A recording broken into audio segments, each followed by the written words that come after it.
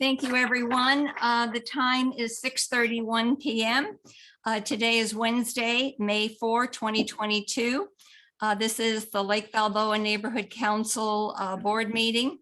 I'm Linda Gravani, President of your Lake Balboa Neighborhood Council. I'd like to call the meeting to order and to welcome all our stakeholders. Just for your information, chat is disconnected. Only raised hands will be identified, so please be aware of that. LA City Charter Section 900 identifies neighborhood councils to promote more citizen participation in government and make government more responsive to local needs. Our mission is to bring forward our concerns to the elected officials.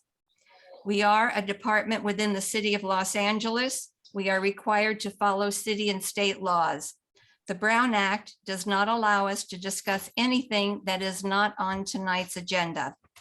There is an item called public comment where you can address items not on the agenda. The president will identify the suggested time limits for each item so that the meeting will end around 9:30 tonight. Time allocations are approximate and may be shortened or lengthened at the discretion of the president.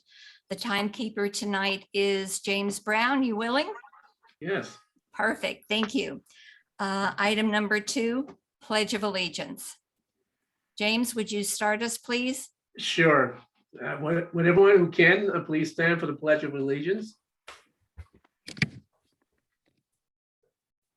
Ready? Begin. I pledge allegiance to the flag of the United States of America and to the republic for which it stands, one nation, under God, indivisible, with liberty and justice for all. Thank you. Thank you very much. Item number 3, an update. Board member Katie Cronin has officially resigned effective 4/15/2022. We knew that she was going to, but I didn't have an official letter until the 15th of April. Number 4, we'll do roll call. Taxing? I'm sorry? Is that a taxing situation? Yeah, apparently. Roll call. Jasmine is absent tonight. She's got midterms. Jeremy is going to be a little bit late. Okay, James Brown, Here. Ruth Doxey.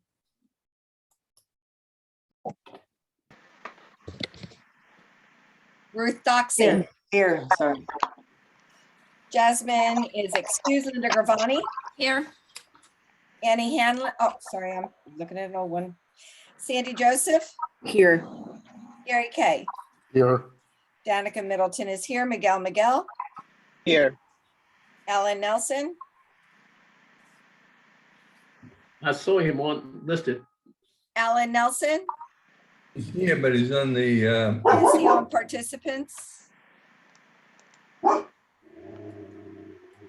I just moved him over. Oh, Alan? Alan. Who's barking? It's Alan. Here he comes. Alan Nelson. He's coming on over. Yeah, I see him. Unmute yourself, Alan, and say here. Are you there, Alan? Can you turn your camera on? There he goes. Well, he's unmuted, Stay here, Alan. but his camera's not on. Yeah, I don't know what the problem is. He doesn't need the camera on. Okay, so he's here. Nice to know. Carol Newman, Here. Jeremy Pisanik. Running late. He's going to be Yeah, that's late. right. Late. Tom Riley, Yeah. Linda Schwerin. Here. 11 present. Danica, you forgot me, Michael Cortez. Oh, Miguel. Yeah. No, Michael. No, Michael. I'm present. Oh, Michael, sorry. I printed an old vote tally. Sorry about that. Okay, so 12 present. Did you get Miguel? I did. I'll go find my other one. So there's 12 present. Thank you very much. Okay, I need to poll the board members for completion of the mandatory training. And unfortunately, I put my sheet somewhere, so I don't have it in front of me. I know that Ruth, you had, I think it was ethics or code of conduct. Did you complete that training? Yes, I did last month. Perfect, thank you. Alan, have you completed your trainings? I don't know which one you're talking about. Well, to vote, you need ethics. I beg your pardon? I don't know which one you're talking about. I should be full, So you've taken all the mandatory training, as far as I know, yes. okay? I think Carol and Sandy, you completed yours, did not? Yes, I need you to be verbal, please. Well, it's not due till May 22nd. Oh, that's, We will complete it thank before you. then. Thank you. Sorry about that. Sorry. Okay, I think that was it. So Tom Riley has not completed training, so he's not eligible to vote. And I understand you're not taking training until, well, you join another neighborhood council. All right, thank you. Number 6, discussion and possible action, the May 4, 2022 agenda. There's a correction that need to be made.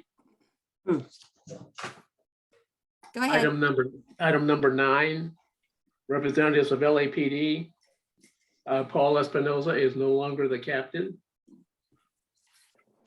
There's a new captain at that location.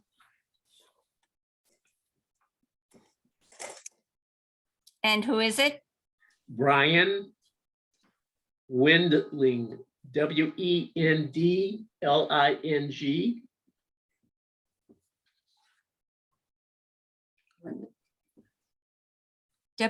Wending. No, Wendl as in Larry, ing.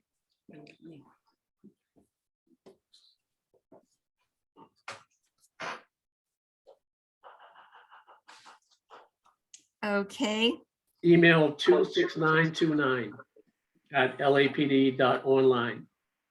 I'm sorry, repeat that one more time. Email 26929 at lapd.online. Thank you.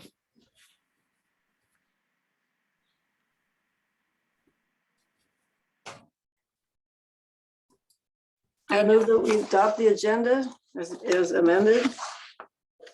A second. Okay, Ruth made the motion. James Brown seconded. Any further discussion? Okay, let's take a vote. James Brown, Yes, as amended. Michael Cortez, Yes. Ruth Doxy, Yes. Jasmine's not here. Linda Gravani, Yes, Sandy Joseph, Abstain.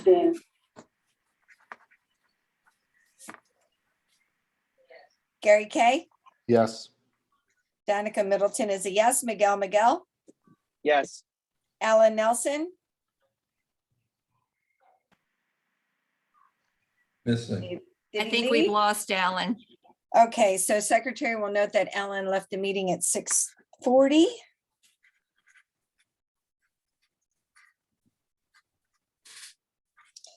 Okay, Carol Newman Abstain.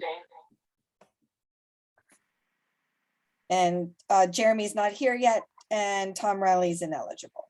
Did you get Michael Cortez? I did get Michael Cortez and Linda Schwerin. Good. Yes. 8 yeses, 0 nos, 2 abstain, 1 ineligible, 0 recused. Motion passes. Thank you. Who made the motion and who second? Ruth Doxy and James Brown. Thank you.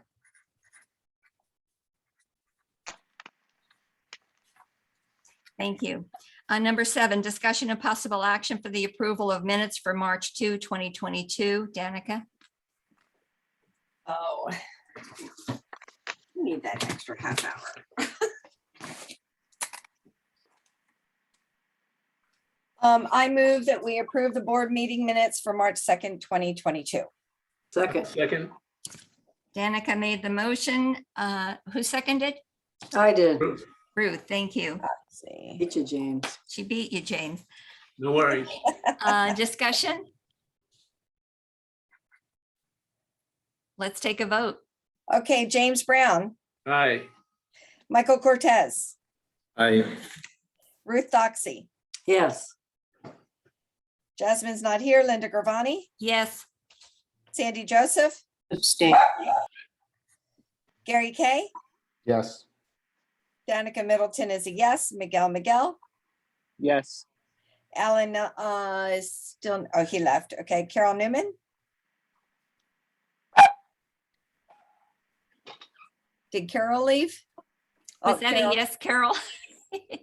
Barking up the wrong tree. Carol? Abstain. Abstain. Okay. Jeremy, oh, he's not here. Tom Riley. Can't Yes. vote. Yes. Oh, yeah, can't vote. All right, I need just Where's Jeremy? Linda Schwerin. Yes.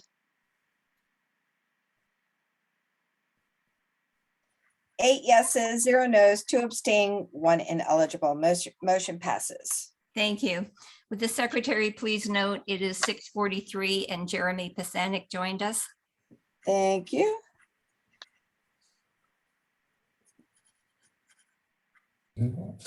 Thank you. Number 8, discussion of possible action for the approval of the minutes for April 6, 2022. Carol assisted with taking those minutes. Would you like to make the motion, Carol?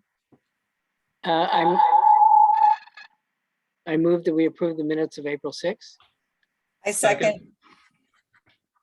Okay, Carol made the motion and Danica, Danica Middleton, seconded. second. Discussion? Let's take a vote. James Brown, yes. Michael Cortez, yes. Ruth Doxy, Yes. Jasmine Garcia is not here, Linda Gravani, Yes. Sandy Joseph, Yes. Gary Kay, Yes. Danica Middleton is a yes, Miguel, Yes. Alan's still not here, and Carol Newman, Yes. Jeremy Pasanik, Yes. Tom Riley's ineligible, and Linda Schwerin. Yes. 11 yeses, 0 nos, 0 abstain, and 1 ineligible. Thank you.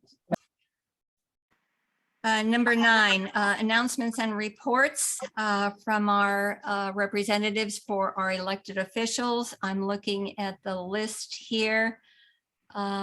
Michael Liu, let me allow you to speak, please. Hi, Michael, welcome. Please unmute. Hello, everybody. Hi. Hi. So I just wanted to make one little plug here. There is an event that's coming up that is being put on by James Brown. Perhaps you've heard of him. There is the West Valley Community Meeting, CPAB, that's coming up next week on May 11th. There is a Zoom for that. And the reason why I'm promoting it, beyond being a good thing just in general, to be able to connect with LAPD and have a direct communication with them on all of your issues, is the topic will be about gun safety and also a little bit about gun safety at schools. And one of the speakers is going to be from my office, Amanda Wong, who is part of our Gang and Gun unit. So should be a good and informative meeting. It's, again, May 11th at 6 o'clock. If you need information, you can contact James or myself. My email is in the agenda. That's the best way to reach me. Thank you so much. Thank you, Michael. Thank you very much. Next, we have Deanna from Councilwoman and Council President Nori Martinez's office. Hi, Deanna. Welcome. Hi, everybody. Good evening. Glad to be here and have a couple of things to share. So I'm currently working with the LA Conservation Corps on maintaining the medians between Burbank and Balboa to about Burbank and Woodley. That stretch right outside of the Gelty Sports Complex. So I know there's been a lot of questions about that. That should be coming later this month in May. There's also a couple of days left in the Beautify LA grant. So this is a smaller competitive matching grant of up to $2,500 that can be matched by funding or by labor to various community groups across Los Angeles. So of course, Lake Balboa. If you yourself or any other community leaders have any ideas for smaller beautification ideas in Lake Balboa, please feel free to reach out to me and I would love to help you apply for the Beautify LA grant. Otherwise, feel free to reach out to our office if you have any city questions, concerns, comments, street lighting issues. I would love to help you. Did you say street lighting? Yes, I she did did, say street James. lighting.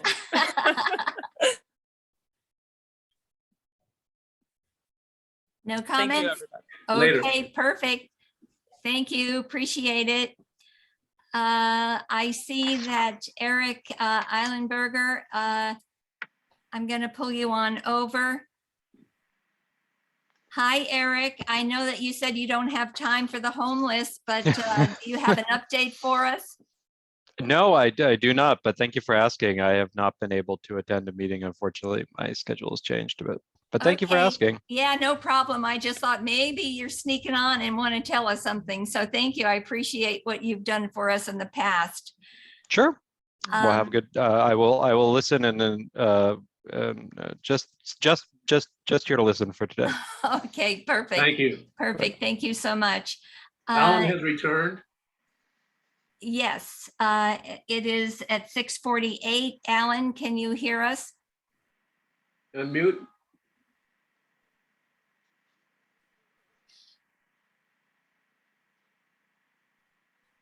Yes. Okay, perfect. Thank you very much.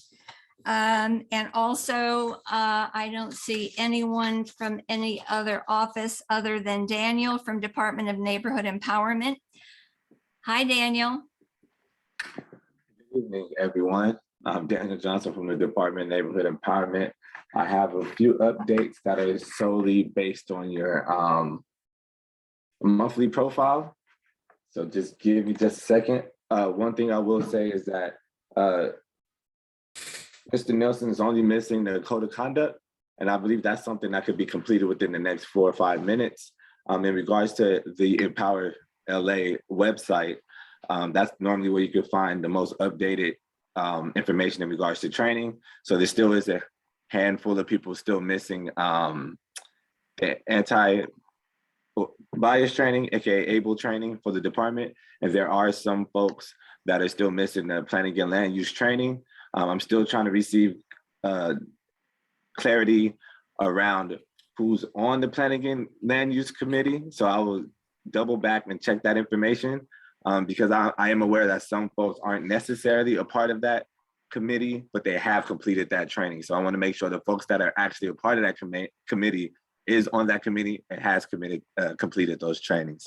So with that being said, your best bet when you want to check on when, if you're still missing a training or not, it seems to me, per my experience, it's Fridays.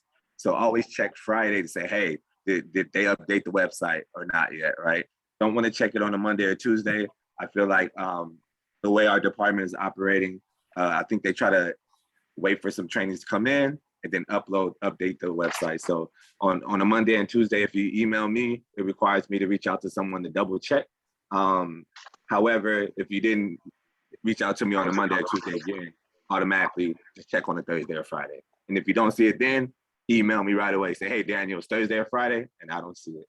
Other than that, again, today is May 4th. May the 4th be with you all. City Hall, again, is open to some in-person meetings at the discretion of the city. And then lastly, just want to make sure I cover my bases. I will be reaching out to the outreach committee in regards to having a discussion around elections that's coming up in outreach, and also going over our awareness and engagement survey. So I'm going to stop there. If there's any more updates I feel I have, I will politely let you know, Miss Linda, just in case I missed anything. Other than that, I'll put it in the email for you all, okay? So you don't have an update for us at this moment in time for the land use training? Just based on the website, there's no, not yet, because I am aware, such as you're the president. I don't know if you're on the committee or not, and if you aren't, the website is indicating you are because you completed the training, so that could cause some confusion there. So I want to make sure I clear that up on my end by reaching out to those folks that are listed on the outreach committee. No, on the land use committee. Excuse me, yes. Thank you. Thank you Okay, for that correction. okay, perfect. Danica, you had your hand raised? No? Linda. Linda, I got it, folks. Linda Schwerin. Okay. Yeah, this is a question for Daniel or a clarification.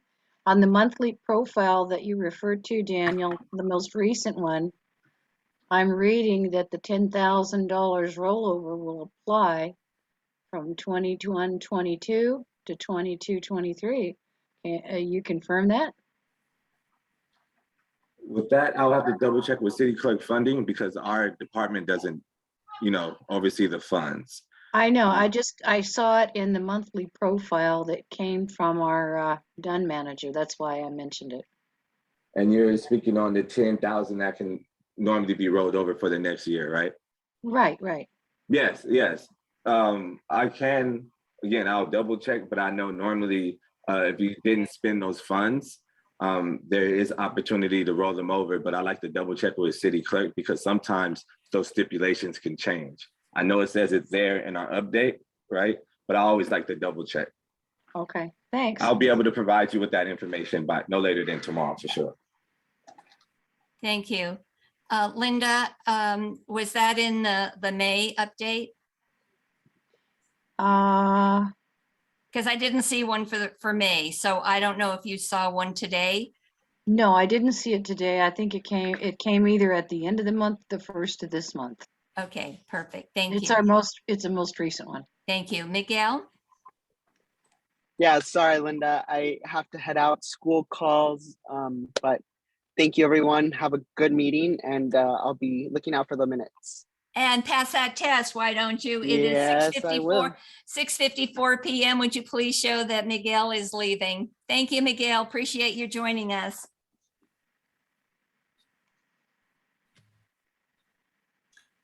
Okay, number 10, public comments. Please advise us if you are a registered lobbyist. Comments from the public on non-agenda items, announcements, and complaints within the jurisdiction of the Lake Balboa Neighborhood Council. The Brown Act prevents the board from commenting on your comments. We are making note of them, however. It's 2 minutes per speaker, and my email is on the screen. It's lindag@lakebalboanc.org. Last month, we had a stakeholder that voiced his concern over his neighborhood. I did ask that he please send an email, which he did not. So there's no way for us to know who he was actually, what area he was discussing. So unfortunately, we couldn't address his issue. We have a hand raised.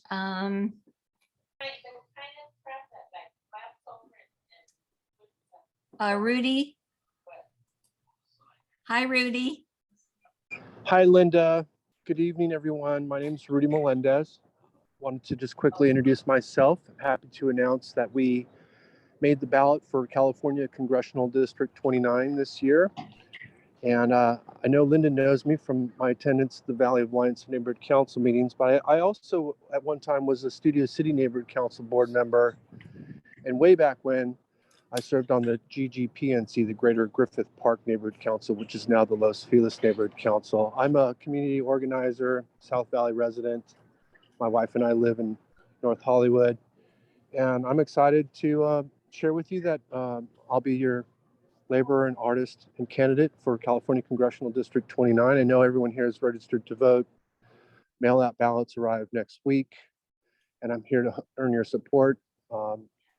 As a steward of the environment and a California native, we have great intentions for the South Valley and the San Fernando Valley, the greater San Fernando Valley. We never got our fair share, and I'm intending to make sure that we hold every level of government accountable to give us what we need and what we deserve. So thank you very much for the opportunity to introduce myself. I appreciate the work that you do. I was a neighborhood council board member, and so thank you very much. Thank you. Anyone else from the stakeholders? Everybody's happy. What could be better than that? Thank you, everyone. Number 11, board comments. Any board member have any issues they'd like to discuss?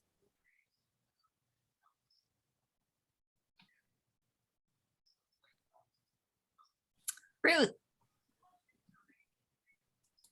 Well, the steering committee did not meet, but today there was an email that people have had dogs off leash in the Sepulveda Basin wildlife area, and it was a husky and it killed a duck.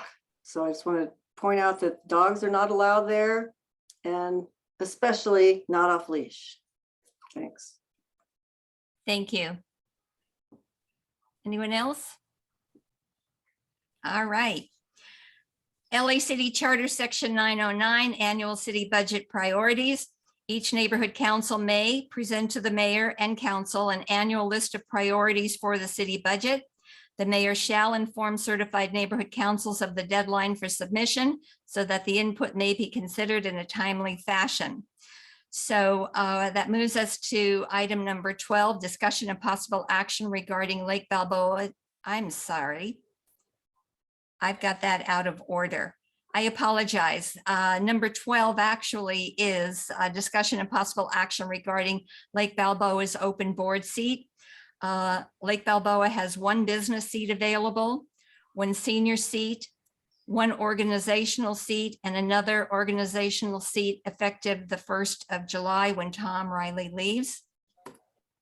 Our bylaws are on vacancies. The board vacancies on the board shall be filled using the following procedure. Any stakeholder interested in filling a vacancy on the board shall submit a written application to the board, providing the community stakeholder is qualified for that particular seat. The board shall cause the matter to be placed on the agenda for the next regular meeting of the board. Section B, the board shall vote on the application at the meeting. If multiple applications for one seat have been submitted, the candidate with the most vote wins. In the event of a tie, a coin toss between the candidates with the most votes shall determine the seat appointment. So number 13, discussion of possible action regarding the appointment to fill the open business representative seat by Jim Stein, who forwarded his application. Jim Stein has been on the board previously. I think he missed us, but we missed him more. And he is wanting to join us back as a business rep. Does anyone have any questions for Jim? His application was forwarded. How much did you miss us, Jim? Oh, I missed you. Any We miss you. questions? Any questions for Jim? Where's the rest of his beard? Okay, we'll move along because that's not on the agenda. So I move that Lake Balboa Neighborhood Council appoint Jim Stein for the open business seat on our board. I second. Gravani made the motion, and who came in second? Middleton. Middleton. Mhm.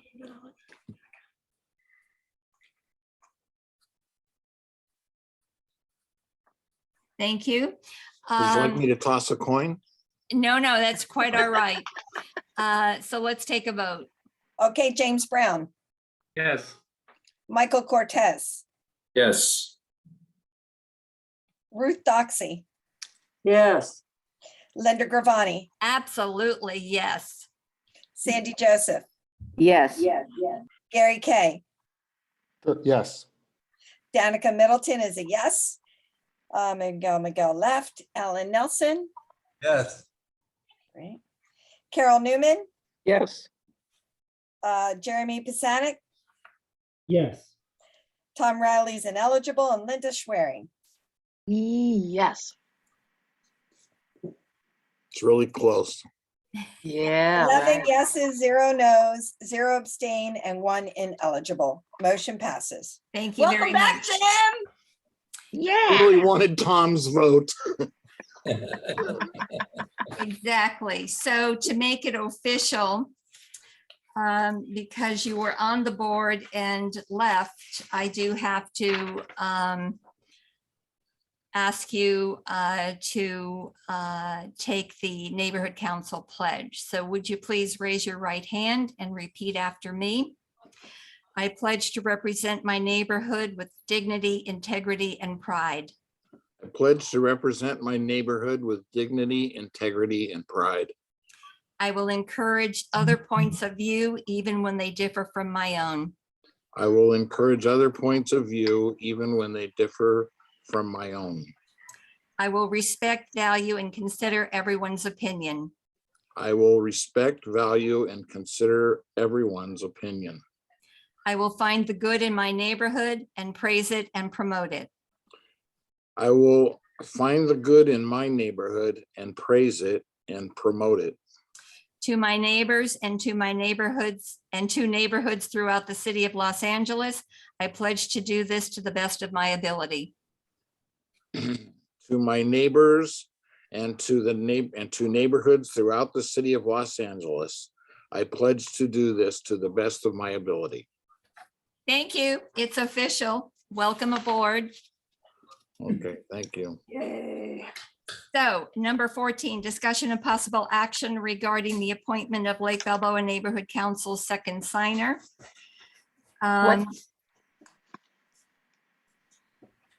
So since Jim Stein has his training is all still current, I would like to appoint Jim as the second signer.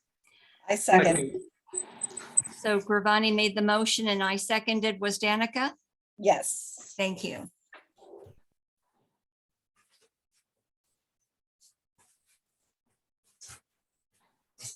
Any discussion? Let's vote Jim in. James Brown. Yes. Michael Cortez. Yes. Ruth Doxey. Yes. Jasmine Garcia is not here. Linda Gravani. Yes, absolutely. Sandy Joseph. Yes. Gary Kay. Yes. Danica Middleton is a yes. Miguel's left. Alan Nelson. Yes. Carol Newman. Yes. Jeremy Pisanik.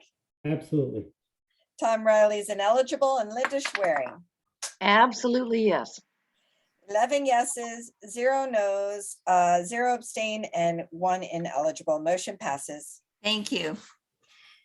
On the same note, number 15, discussion and possible action regarding the appointment of Lake Balboa Neighborhood Council's committee chair for Rec and Parks.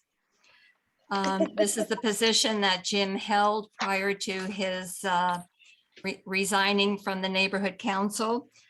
Since Katie Cronin, who was the person that took over after Jim left, I would like to appoint Jim Stein as the committee chair for Rec and Park. I second. Gravani made the appointment and Danica seconded. Any discussion, especially from you, Jim? I'd be happy to do my best. Thank you. Any other discussion? Okay, let's take a vote. James Brown. Yes. Michael Cortez. Yes. Ruth Doxey. Yes. Jasmine Garcia is not here. Linda Gravani. Yes. Sandy Joseph. Yes. Gary Kay. Yes. Danica Middleton is a yes. Miguel's not here. Alan Nelson. Yes. Carol Newman. Yes. Jeremy Pisanik, Yes. Tom Riley's ineligible, Linda Schwerin. Yes. 11 yeses, 0 no's, 0 abstain, 1 ineligible. Motion passes. Thank you very much. I noticed that we have a couple people that have joined us that should have gone previously. So I'm going to go back to the field representatives. So Brenda from Sheila Kuehl's office. Yes, thank you very much, Linda. Hi. I just want to clarify, the meetings start at 6:30 now, not 7? 6:30 for the duration of COVID. When we go in person, they're going to start at 7 again, unless we vote otherwise, but it's on the agendas. Awesome. Thank you very much for clarifying. I'm over here joining at 7, thinking it starts at 7. But I'll go ahead and get started with just some COVID-19 updates and announcements. So again, good evening, everyone. My name is Brenda Yanez. I am the field deputy for Supervisor Sheila Kuehl out of her Van Nuys district office. And I just want to remind everyone that second boosters are currently available at all of our LA County vaccination clinics for residents who are 50 years and older and those who are immunocompromised. We are currently seeing a higher community transmission level due to the contagious BA.2 variant. The risk of catching COVID-19 is higher at the moment because of that increase in community transmission. So if you haven't already, please get up to date on your vaccinations and get those boosters first and second vaccine to ensure that you do not catch COVID. Starting on May 1st, just a couple of days ago, all people who are 50 years and older who are eligible will be able to get what we are calling full scope Medi-Cal. So basically this full scope Medi-Cal is free health insurance that will cover all types of care, including doctor's visits, specialist appointments, dental, vision, prescription drugs, in-home care, transportation to appointments, and much more. A lot of folks who are, for say, undocumented, do not have a full scope Medi-Cal. They are on what is called a restricted scope Medi-Cal, which only allows them to go into the hospital if they are having a severe emergency. And with this new law that did come into place and a new program that came into place with the Department of Health Services and the Department of Public Social Services, they are now eligible for that full scope Medi-Cal, meaning they'll have access to all of those services that I just mentioned not so long ago. And then aside from COVID-19 updates and announcements in regards to events, so on July 21st, the county, July 21st of 2020, the County of Los Angeles Board of Supervisors anonymously established an anti-racism initiative in recognition that racism against Black people results in large disparities in family stability, health and well-being, education, employment, economic development, public safety, criminal justice, and housing. And as a result of that motion, we did create what we call the Anti-Racism, Diversity, and Inclusion Initiative, also abbreviated as ARDI. Within the Chief Executive Office. And it was basically put together to develop and implement the county's first racial equity strategic plan and underlying policy platform that aims to eliminate racism and bias within the county. 30 seconds. The supervisor will be having a public comment period and listening session on Monday, May 9th from 6 p.m. to 8 p.m. So I'll be sending that information over to you, and feel free to connect with me if you have any county related questions and concerns. Thank you very much. Thank you. Thank you. Appreciate it. Daniel, you have your hand raised. Daniel Johnson. Yes, I just wanted to make a note for the record. So Mr. Raleigh can actually vote on everything except funding items. And then Mr. Nelson is ineligible. So I'm sending an email over to Mr. Nelson because it's code of conduct. It should take no more than 2 minutes. So I'm sending an email to support him with that. And then Mr. Nelson can vote on everything tonight. Okay, so we're going to have to go back then. It's okay. I'll state in the email that No, make it's not sure- okay because we took votes in the meantime. Okay. So it's not okay. We said that Tom Riley could not vote and that Alan could. Right? Correct. Lydia, you have your hand raised, please.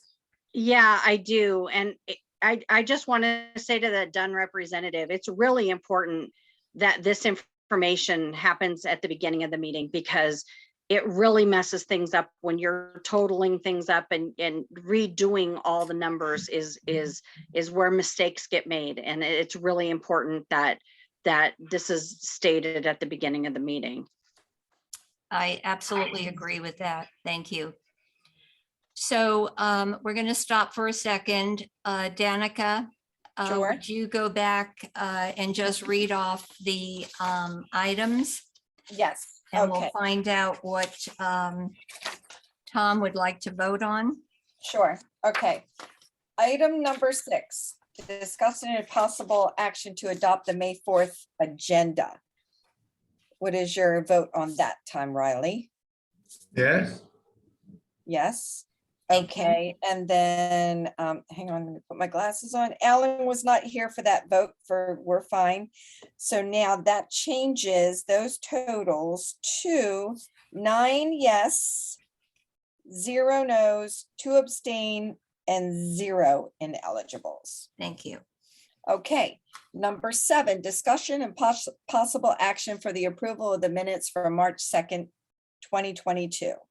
What is your vote, Tom? well, no one has ever disapproved, so seeing that I'm listening, I disapprove. You disapprove. Okay, so that's a no. Okay, so that changes that vote total because Alan Nelson was still not here during that vote. That changes that to 8 yeses, 1 no, 2 abstain, and 0 ineligibles. Then number 8 is discussion and possible action for approval of minutes for April 6, 2022. What is your vote on that one, Tom? Definitely, yes. Okay, perfect. Okay, and Alan was still absent for that vote. So that changes those vote totals to 12 yeses, 0 no's, 0 abstain, 0 ineligibles. Thank you. Now, number 13 is Jim Stein. right, discussion and possible action regarding the appointment to fill the open business representative seat by Jim Stein. What is your vote there, Tom Riley? He sent me the check, so I'm going with him. Okay. So And that just everyone, this is all humorous for Tom. It has really, let's keep it professional. People that are going to be watching this may think there's some shenanigans going on. So our jovial board member is trying to make a joke. Okay, so Alan Nelson was present for that one. So that makes that a unanimous yes at 12. 0 no's, 0 abstain, 0 ineligibles. Okay, now we go to number 14, which is discussion and possible action regarding the appointment of LBNC second signer, Jim Stein. What is your vote there, Tom? Okay, Okay, and Alan was present for that vote.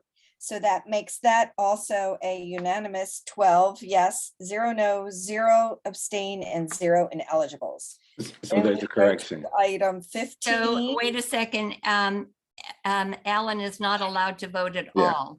Yes, thank you. Oh, good grief. So you need to go back to Go number back 13 to, also. yeah, number 13. Okay, so Alan is not allowed to vote. Okay, sorry about that. So it takes it back to the 11. He's ineligible. Eligible. eligible. Okay, so that number 13's votes are 11 yeses, 0 nos, 0 abstain, 1 ineligible. Then number 14's is 11 yeses, 0 nos, 0 abstain, and 1 ineligible. Okay, now we are on number 15. Thank you. Which discussion and possible action regarding the appointment of LBNC's committee chair for R8 Rec and Parks. Okay, Tom, what is your vote there? Oh, yes. Okay. Yes, and then I need to move Alan Nelson to ineligible. So it actually keeps our votes the same. The 11 yeses, 0 nos, 0 abstain, and 1 ineligible. And we are now we are where we are in the meeting. Thank you very much. And Lydia Grand. Yes, sorry. I need to bring up just one point because I don't want your numbers to be messed up. And that is on number 14. And this would be for Daniel. Second signers considered a funding issue. So Correct. you just took a vote for Tom Riley on that one. If Tom's not eligible. That is correct. Ms. Grant is correct. Because Yeah, it is a so funding Tom Riley item, would Mr. not Riley. be able to vote on that item. Okay. Thank you for that, Lydia. I didn't know. Okay, so then that changes that vote to 10 yeses, 0 nos, 0 abstain, and 2 ineligibles. Thanks, Lydia. Yes, appreciate your help. And Daniel, I would also echo what Lydia said. If you could please come prepared to assist us, I would greatly appreciate that. We lost a lot of time with this and it's a lot of confusion. Okay, so now we're on the budget advocate, number 16, Region 3 updates. Budget advocate is Carol Newman. Budget rep is myself. Budget rep is myself. Budget day is June 18, 2022 at 9:30 in the morning via Zoom. And Carol, do you have some updates for us? Yes, I do. Thank you, Linda. Yes, budget day will be June 18th. Amazing to think it's only about a month away. And for anybody who hasn't participated in budget day before, it's going to be a seminar with speakers, speakers from the city, speakers from a community and business. At least that's the plan. We don't yet have a list, a finalized list of the speakers, but we have issued many invitations. And it's going to be by Zoom, so everybody can participate and you'll all get a notice of it so that you can sign on. So again, June 18th, Saturday, June 18th, either, I thought it was 10, but anyway, 9:30 or 10 that day for a couple of hours. City Hall, it's my understanding, as many of you may know, we used to have the meetings at City Hall. City Hall is opening up, but not for large meetings yet. So we're still doing this by Zoom. And then elections for the budget advocates for the 2-year term will be held probably the following weekend. And all budget representatives from our region should be there to vote. You all received the white paper from me, I think. I mean, I know you received it from me. You were also supposed to receive it directly from the budget advocates, but that may not have occurred just yet. It's a little late this year, as you all notice. The last couple of years, it was out around New Year's or a little after, so a little late this year, but still, you know, represents a great deal of work by the budget advocates, meeting with departments. I met with, I think, 4 departments. We just went through the budget and finance meetings, or we're still going through the budget and finance committee meetings. The budget advocates appeared before the budget and finance committee of the city council. I think it was yesterday. Unfortunately, I couldn't be there. I had court, but we were quite well received in making our presentation. So basically, if you read the first few pages of the white paper. Carol, I'm going to stop you on that because we have another item that's coming right next, talking about the white paper. So if your Okay. update is done, then we'll move on to item number 17, discussion of. Sure. Go ahead. Okay, number 17, discussion of possible action regarding Budget Advocates 2021-2022 white paper, which is Council File 22-0600. Thank you. And I move that Lake Balboa Neighborhood Council issue a CIS in support of the Budget Advocates white paper. Ravani seconds. Discussion.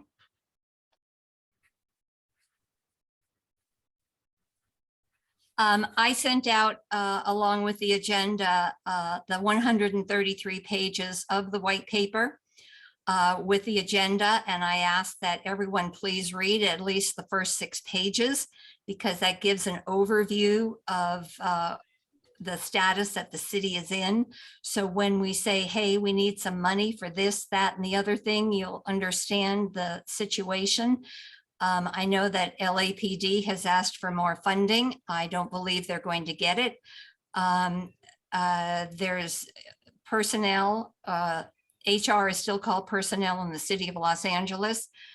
So personnel is between a rock and a hard place. They need to hire people, but they're too busy doing other things. So I highly recommend that you read the first 6 pages of the white paper.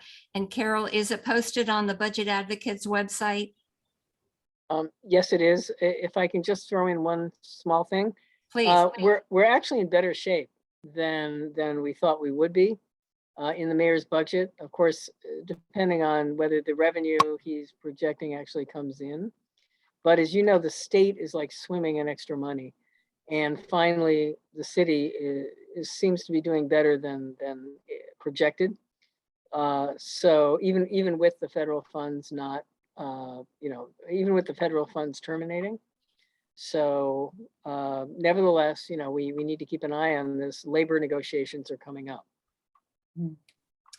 And your Budget Advocates website? www, I think it's budgetadvocates.org. So if anyone, the stakeholders are wishing to read it, again, I recommend the first 6 pages, which gives you an overview, and then all the different departments within the city of Los Angeles that have been discussed with the Budget Advocates and their general managers or their people that they recommend to chat with the Budget Advocates. It gives you a really bird's eye view of what's happening in the various departments. And that's one of the things that the neighborhood council is charged with, is asking for things for our community. But we have to be cognizant of what the budget is. Can we do it? Can't we do it? Why won't they do it? And so on. So it's really a good thing to look at. And you don't have to read all 133 pages, but it is interesting if you like it like Carol and I do. Okay, any discussion? We have a motion on the floor, so let's vote. James Brown. James. Yes. Michael Cortez. Yes. Ruth Doxey. Yes. Jasmine Garcia is not here. Linda Gravani. Yes. Sandy Joseph. Yes. Gary Kay. Yes. Danica Middleton is a yes. Miguel left. Alan Nelson is ineligible. Carol Newman. Yes. Jeremy Pisanik. Yes. Tom Riley. Yes. Linda Schwerin. Linda Schwerin. Did she leave? She's muted. She's muted. No, I was muted. Sorry. The answer is yes. Okay. Jim Stein. Oh, Jim's. Oh, that's right. I need to add a line for Jim. Yes. Okay. Yes. Then he should. Okay.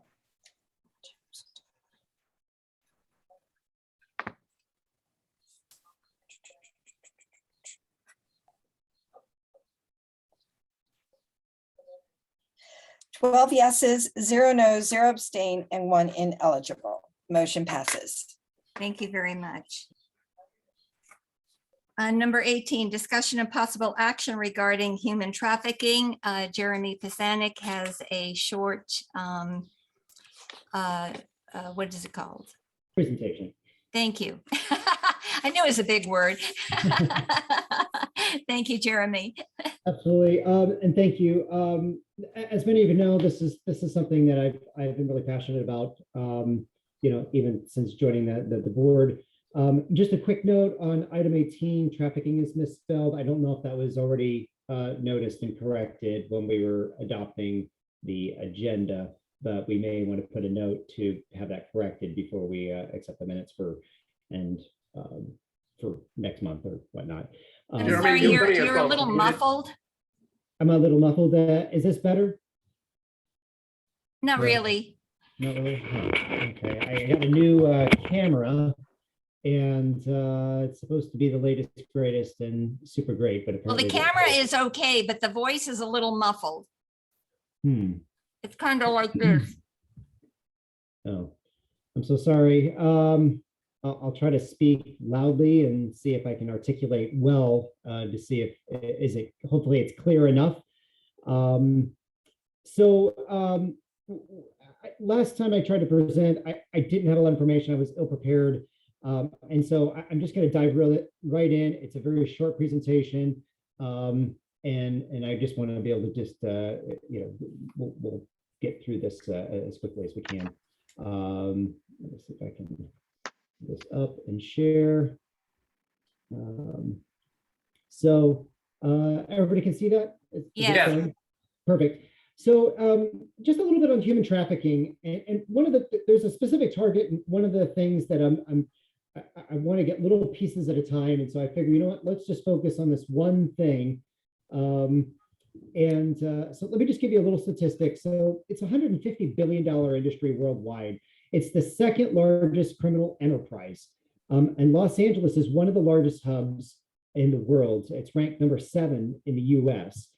And just to kind of give you broadly, about 50% of human traffic people are children, 80% are women. Most are first trafficked when they're between the ages of 12 and 14 years old. So just to kind of give you more global statistics, that's US.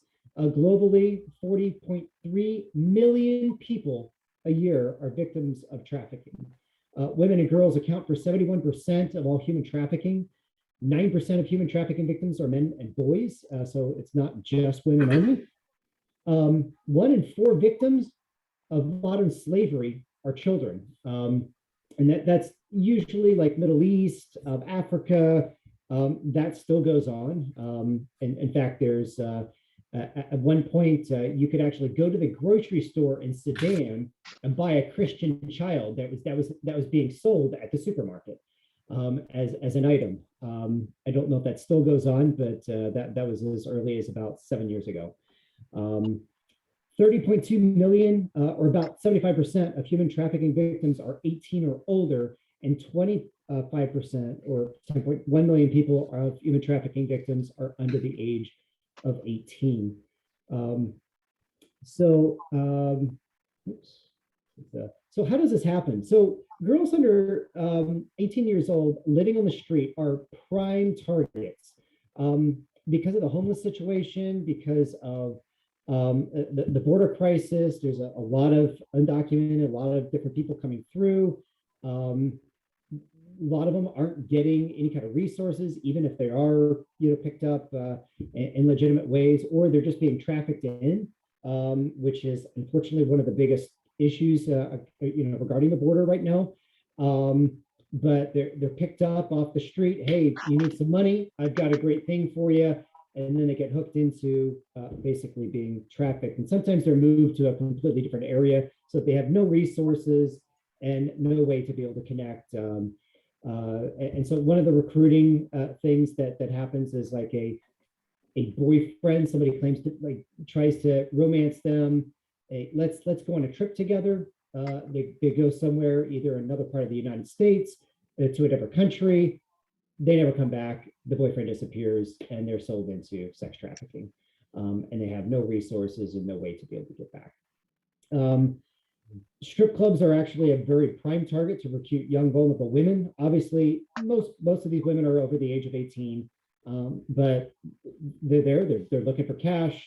They're enticed into porn. They're enticed to, or they're trafficked. And there's like, hey, with the promise of money, hey, you can make some more if you do this. Go this extra stage. And then drugs like heroin that are highly addictive are used to be able to control them. And so that is very common. But mostly, even outside of drugs, it's just the psychological. There's all kinds of different threats. And so if they say anything or do anything, there's threats of some serious hurt against them. And so they're victims, and they just eventually just go along with it. So let me just give you a little backstory. Backpage.com was around several years ago. They actually got shut down by the federal government. So when you go to the website, they offered a lot of different other services, kind of like a Craigslist type of thing, but they also had a dark side that basically had online prostitution. Just to give you a perspective of how bad that was, is the National Center for Missing and Exploited Children told Congress that nearly 3/4 of the cases submitted to the center related to ads posted on the website. So the website is pretty significant. The co-founder, Michael Lacey, was arrested in April 2018. So this is actually fairly recently. And so ultimately, a lot of the ads and everything about it was, doing sexual services and laundering the revenues. And so he was laid out in a 93 count, indictment. Just to give you an understanding, that my prime target and what I'd like to be able to, I'm going to put a proposal on the table for everyone tonight. Originally, there was some vans promoting the topless maids. Now 100% of them promote Backpage Pro. And then there's more vans. It was just a few, and now they're all over Los Angeles. There's one that's here in Lake Balboa on Woodley. It's there sometimes and then sometimes not. So it seems to kind of move around just a little bit. Sometimes there's some Sepulveda, but it moves around a little bit. But to be clear, Backpage Pro is a reboot of Backpage. In fact, it used to say Backpage is back. Here it is. Except this time, they don't do any of the Craigslist stuff. It's just a website that specifically promotes prostitution. Pure 100%. There's nothing else that it does. Just to be able to address any possibility of thought that somehow there's second or First Amendment rights issues. California has obscenity laws. I'm not going to read verbatim all the different components, but I did list that it has to do with Title IX, as well as Chapter 7.5 that covers all of this different aspect.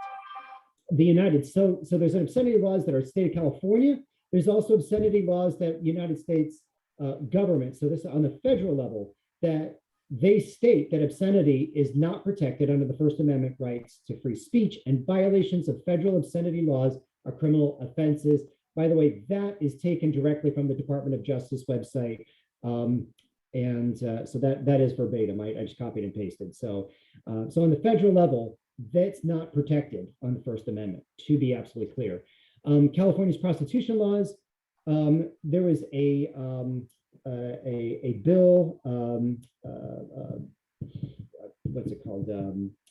It's basically Prop 35, expanded the definition of trafficking to anyone who benefits financially from prostitution, regardless of intent, which includes internet-based things. So technically, this person that is promoting these websites on these vans all over the city is breaking the law per Prop 35, California prostitution laws, California's obscenity laws, and the United States Department of Justice.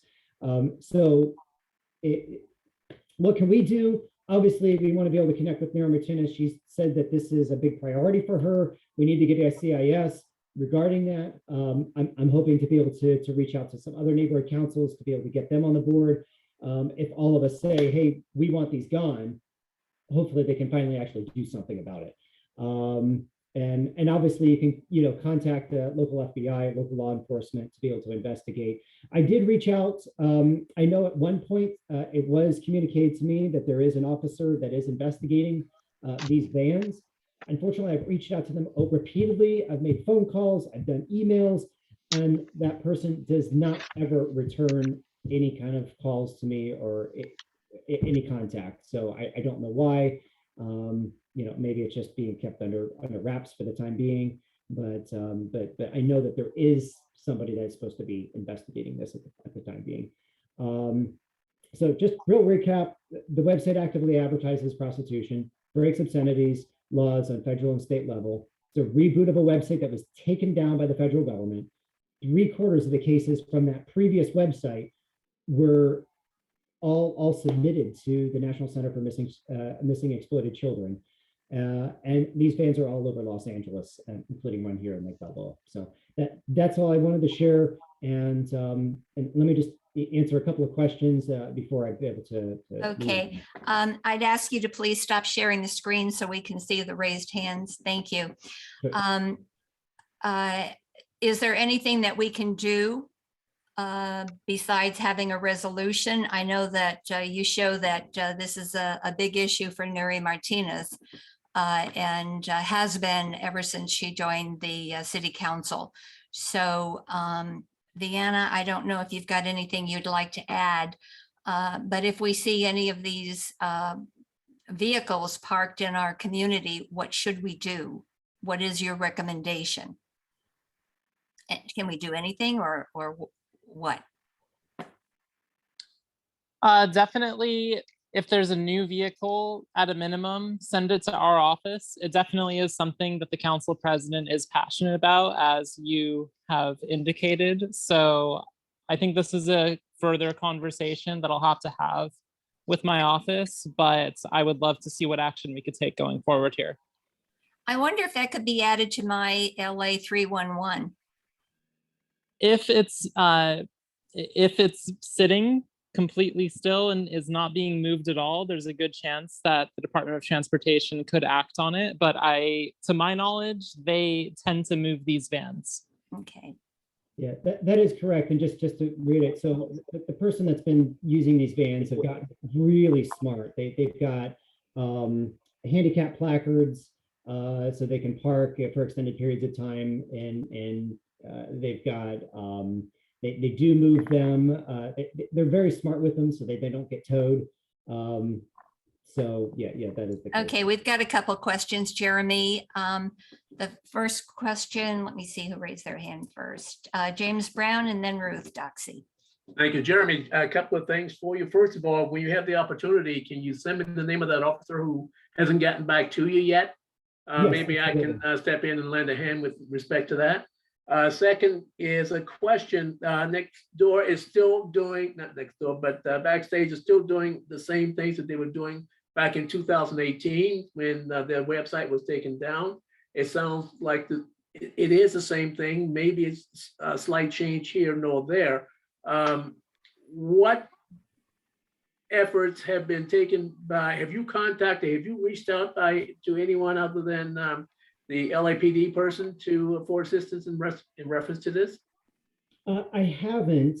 My next step is to resubmit this to the FBI to make sure they're back on this, since this was something that was there was an FBI task force that went and tackled this in the first place. I don't know if it's the same person that launched it. I think somebody took advantage of the vacuum and just recreated a website, but now it's just narrowly focused. They have done a couple little extras, like if you go to the website, it does pop up, hey, it's adult in nature, you know, if you're 18 or older, blah, blah, blah, you have to accept. But then it just simply opens up and says, what's your sexual preference? And boom, it's right into, here's all the prostitutes that you want. There is no other thing that it sells. It's just prostitution. Thank you. So. Thank you, Ruth. Yes, Jeremy, so you had listed one of the things we could do was submit a CIS, but is there a council file? There has to be a council file to be able to submit a CIS. So. I didn't know that. So, okay, just learning that. Vienna, do you know of a council file? Not immediately, but I would love to follow up with one. Okay, thank you. I appreciate that. We have a hand raised. Daniel? Yeah, so I did check with our department. It doesn't necessarily have to be a council file. One of the recommendations I would recommend is do a CIS. Send it to the Board of Transportation Commissioners, and then select secondly, City Council and committees. So I'll add that in my email as an update as well to support. Good. Okay. Rudy? Unmute. Thank you, Linda. I would have to politely disagree. I believe City Council member Nuri Martinez, her policies support open borders, and the federal government defines human trafficking as a crime involving the exploitation of an individual for the purposes of compelled labor or commercial sex act through the use of force, fraud, or coercion. According to the federal agency, migrant smuggling occurs when a person voluntarily enters into an agreement with a smuggler to gain illegal entry into a foreign country. So I've heard Nuri's advocacy for this type of event that's impacting areas in the South San Fernando Valley and the Northeast end of the San Fernando Valley. But we have to look at the bigger, broader issues. There is a problem at the southern border. Transnational gangs control this type of behavior, and it's something that we need to look at. When I get to Congress, this is something that we'll be working on. Thank you so much. Thank you. Any other comments? Are you going to make a recommendation for us to do something, or are you just giving us a presentation, Jeremy? So I kind of debated how to best. So you have nothing prepared at the moment, so. Yeah, I think I'd like to, I mean, I'd love for us to be like, just have a resolution that says, you know, we condemn these vans, or we want to be able to ban it for our neighborhood, but I don't know that we have the power to do anything like that. So I want to be able to just, I thought that we could write a community impact statement, and I didn't know that it has to be tied to something that exists. So basically have no say unless the city's already talking about it. But Daniel just said that that's not necessarily the case. So can we write something on behalf of the Lake Balboa Neighborhood Council that we, you know, unanimously, or well, we'll take a vote of we condemn, you know, these vans in our neighborhood. We ban them, or something to that nature. Is that something that we're able to do? Jeremy, why don't you touch bases with Vienna, because Nuri Martinez has been active on this for years, and I'm sure that there is something some information that she can give you that we can tie a CIS to. Okay. Yeah, and you know, you can bring it forward next month. Since you have nothing prepared, I don't want to take our time to do that right now, because then we're going to be wordsmithing, and I prefer to have everything all sewn up with a bow, if that's okay with you. Sure, totally understand. Okay, perfect. Number 19, update health and public safety, James Brown. Yes, thank you. 10 minutes, right? Pardon me? 10 minutes. Yes, ma'am. Okay, thank you. I've got 6 points that I'm going to go over right now, and one will be, I'm going to share the screen.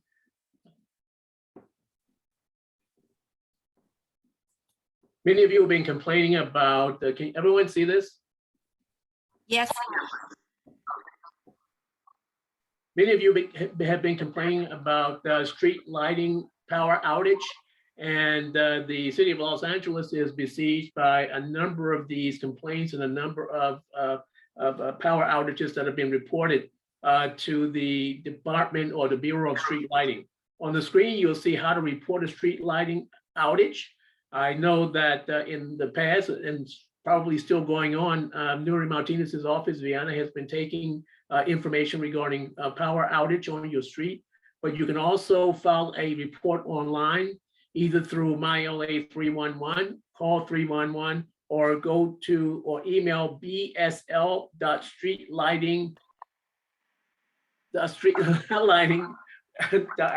lacity.org. lacity.org. So please do that, and because we need to keep the pressure on, and so that we can get this situation resolved. Secondly, As Michael Liu mentioned, those of you who can see this might want to make mention of the fact that on our upcoming CPAP meeting for West Valley, we're going to be tackling gun violence, particularly gun violence on school campuses. We have two speakers, actually. We have a city attorney from the LA City Attorney's Office who's going to be talking about gun safety laws and how we are responsible with respect to that. We are also going to be talking to, as a guest speaker, school board member Scott Schmirelson, who's going to be talking about school safety and security on school campuses. More children die of gun deaths in our country than any place else. Also, California leads the country in school shootings. And so that, in the face of the fact that we have the most comprehensive gun safety laws in the country, we have the most comprehensive gun laws in the country, and yet in spite of all that, we lead the country in both active shooting events as well as school shooting events. And so we're going to be talking about, with Mr. Schmirelson, activities that the Board District 3 in the Lake Balboa area has taken to help ensure and maximize student safety on campus. So it should be a rip-roaring meeting. You see the information there, but you should also look for it on social media like Nextdoor and Facebook. And this should be a meeting that people will want to take place in, and so we invite you to participate in this. Next, many of you have talked about senior lead officers, and as many of you know, we do have a vacancy in the Lake Balboa area with Officer Smith, who has applied for a position with the court system. And so once she applies for that and gets that job, then there will be a posting to replace her as senior lead officer in space 10A17 that you can see on the Lake Balboa map. Until that happens, all residents who have incidents and complaints and questions should direct your inquiries to Officer Park. Officer Park will field all of these inquiries from the community. And you should know that several senior lead officers are taking turns in monitoring the activities in our Lake Balboa area. Those officers being not only Officer Park, who you can see is responsible for the area in green in the top right, but also Officer Fuentes, who used to be our senior lead officer, is thoroughly familiar with the Lake Balboa area, so he's handling calls as well. So they are shifting between Officer Park and Officer Fuentes. Occasionally, Officer Bocanegra takes calls in the Lake Balboa area, so people should not be concerned with not being able to get through. Funnel your calls first through Officer Park, and you can see his email at 35234@lapd.online. Funnel your inquiries to him, and he will make sure that they're followed up on and that someone will contact you to resolve this situation. Next, free COVID-19 tests. And I bring this up because everybody knows that COVID is still with us. But the key thing that people may not realize is that in the light of the fact that COVID is still with us, and in the light of the fact that these variants are still with us, they will be for quite some time until a cure is discovered. And that hasn't happened very often, and so in our history. And so in the meantime, I want everyone to know that free COVID-19 test kits are still available. From the government. You can go online to special.usps.com/testing, and you can order a free COVID-19 test kits. There are four test kits per address per individual. So all you need to do is to go online to enter your information onto the order form. The shipping is free. And the shipping takes, once the order is placed, which takes place in about maybe anywhere from 7 to 10 days, your order will then be shipped to you via USPS, which you should receive within 3 to 5 days after you've placed your order. You can even track your order for your free COVID-19 test kit. So I say that to say this. Most of us have already had our COVID-19 boosters. I'm sorry, COVID-19 shots. Some have had boosters. Some have had even the second booster as well.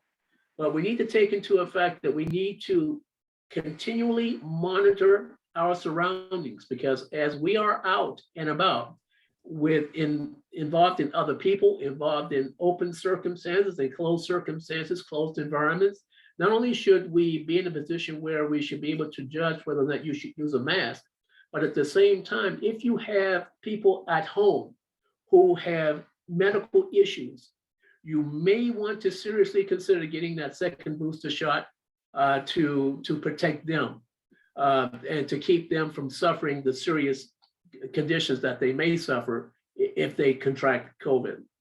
The other thing is that on, let's see. You're running out of time, James. All right. There's a community police academy that's going to take place on June 8th for 8 weeks, and from June 23rd to July 21st for 8 consecutive Thursdays from 6 to 9 p.m. Anybody that's interested, get in touch with your senior lead officer to make a reservation, because reservations only. Well, this is the first time we've had this in a number of years, so it's highly recommended if you want to get a feel for what police go through and how you can be an active part in terms of helping to keep our community safe. The Community Police Academy is what I would recommend we do. Last but not least is, let's see here, on May 14th, those of you who have catalytic converters, can I see a show of hands? Who has a catalytic converter? West Valley LAPD is doing a free catalytic converter etching campaign at West Valley Station. It's called Etch and Catch. You can make a reservation for this. It's because by appointment only. You can contact Officer Darrell Scoggins. His email 35828@lapd.online. You can make an appointment to drive your car into the West Valley Station, where officers will etch your license plate on your catalytic converter. They will spray paint it with a heat-resistant fluorescent paint, and the reason for this is such that it will be identified easily by those who would steal your CAT converter, because they would know when they see the LAPD logo and when they see your license plate, and when they see that bright fluorescent paint, they will know that this is one catalytic converter that they should not take, because if LAPD finds any fence who is trying to sell stolen catalytic converters, that is heavy jail time. And so again, May 14th is that event. Officer Darrell Scoggins by appointment only. May 14th from 10 to 2 p.m. 10 to 2 p.m. So make your reservation. It's going to be on a reservation only basis. Thank you very much. Thank you. I just want to remind everyone, both Jeremy and James Brown discussions, there are 13 schools within the boundary of Lake Balboa. So when you look at human trafficking and you look at the safety in the schools, we have a lot of kids in our community that need to be protected. We've got several questions, James. Gary Kay, please. Thank you. James, thank you for the updates. I wanted to second what you said about the Community Police Academy, a wonderful program. I've taken part of it twice and would encourage any stakeholders or board members that haven't done it to do so. But James, I was looking to get a little bit of clarification from you, please, with regards to the dedicated senior lead officer position for Lake Balboa. The information that you gave contradicts what Deputy Chief Hamilton mentioned to me and that I represented last month's meeting to the board and to the stakeholders. It sounds as if I understood you correctly, you were saying that Officer Smith has to do something before the next action takes place, when I was led to believe that the chief just needs to have personnel post the opening. Can you clarify? Can you please clarify and share what your source was? Sure. Thank you. The Officer Smith, who is currently assigned to the court division, has to officially apply for a position, a full-time position with the courts. And once she has done that, once that position is officially declared vacant, then a job posting can be placed in order to start the interview process for replacement senior lead officers. That's the latest information I received as of Tuesday. And so that should answer your question. That also goes into what Chief Hamilton said, because he also indicated that before they can't do anything until a position is created and a job posting is made. And the job posting can't be made until Officer Smith officially is no longer in that position, at least on paper. And so once that's made, then they can proceed to get a replacement for her. But in the meantime, the position is being shared by several senior lead officers, which in this case, two heads are sometimes better than one. Okay, thank you. Respectfully, it would be nice if we can encourage former Senior Lead Officer Smith to do what she needs to do, because otherwise she can drag her feet. We've gone almost 2 years or over 2 years without a dedicated Senior Lead Officer. There must be other aspects in reference to that. Otherwise, I'm sure she would have done that already by this time. All right, thank you, James. Next question. Ruth, did you have your hand up? No? Okay, Jeremy? Just briefly, and just keeping on what James Brown discussed regarding the catalytic converters. Monday morning, I caught two guys in the middle of trying to steal my catalytic converter off my van, right in my garage. They broke into the garage and put a jack on, and were in the process of stealing. They were to cut through the pipe. Luckily, I chased them off before they actually were able to obtain it. I did call the police, filed the report. The police admitted to me that they have caught these guys on multiple occasions. They get slapped on the wrist, it's a misdemeanor, and they get released almost immediately. So nothing's happening, and only if they try to sell the converters. So they capture it, they just keep cutting and cutting and cutting, and they go, it's the same white Mercedes, the same license plate that's been posted all over next door. I identified the exact same one, but I got it all on video, and yeah, they knew what they're doing. It was very organized, and they've got it down to a science. So be vigilant and definitely be on alert. It's pretty bad out there. Well, here's the deal, Jeremy. I encourage anyone who has a catalytic converter to really take advantage of this free program that LAPD is offering. I mean, you should. I mean, the catalytic converter is spray painted with a fluorescent heat-resistant paint, number one, to readily identify it. It will have the LAPD logo on it. It will have your license plate number etched on that catalytic converter. And so if a fence is caught with one of these catalytic converters or in their possession, then an arrest is involved. With respect to the thieves, yes, you're right, Jeremy, it is a misdemeanor. And even though it will cost you several $1,000s to replace your cat converter, it is still at this point considered a theft under $1,000. It's only when those precious metals are trying to be sold, then it comes in. Thank you. I think we get it. Hopefully. Number 20, update, discussion and possible action regarding the future Lake Balboa Neighborhood Council meeting locations. There was an issue with the ADA ramp at Park Van Nuys. The owners withdrew their offer for us to use their facilities due to their concerns. The Flyaway Community Room has not been reopened for the community, and there is no current discussion on when it's going to be reopened. So I move Lake Balboa Neighborhood Council submit a request for use of Galt Street School Auditorium for Lake Balboa Neighborhood Council board meetings and locate an alternate location for committee meetings. Second. I second. Ravani made the motion, James Brown seconded. Discussion.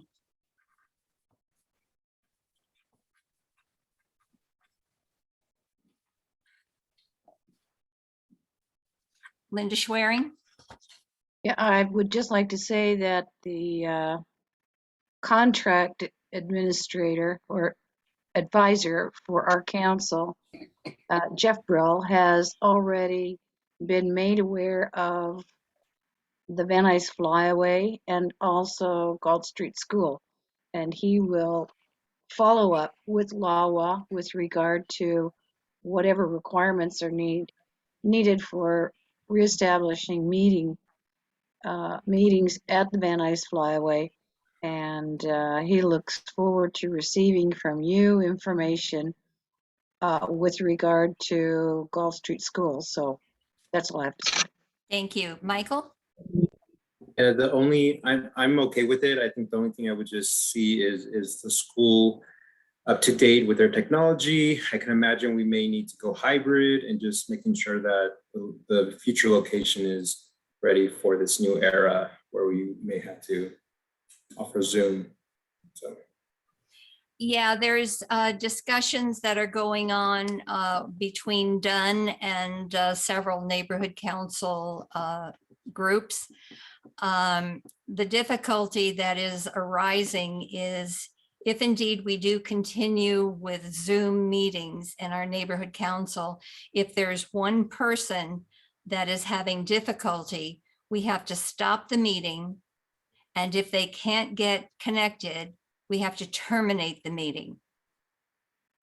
It's not that we can say, okay, sorry, you can't join us. We have to terminate the meeting.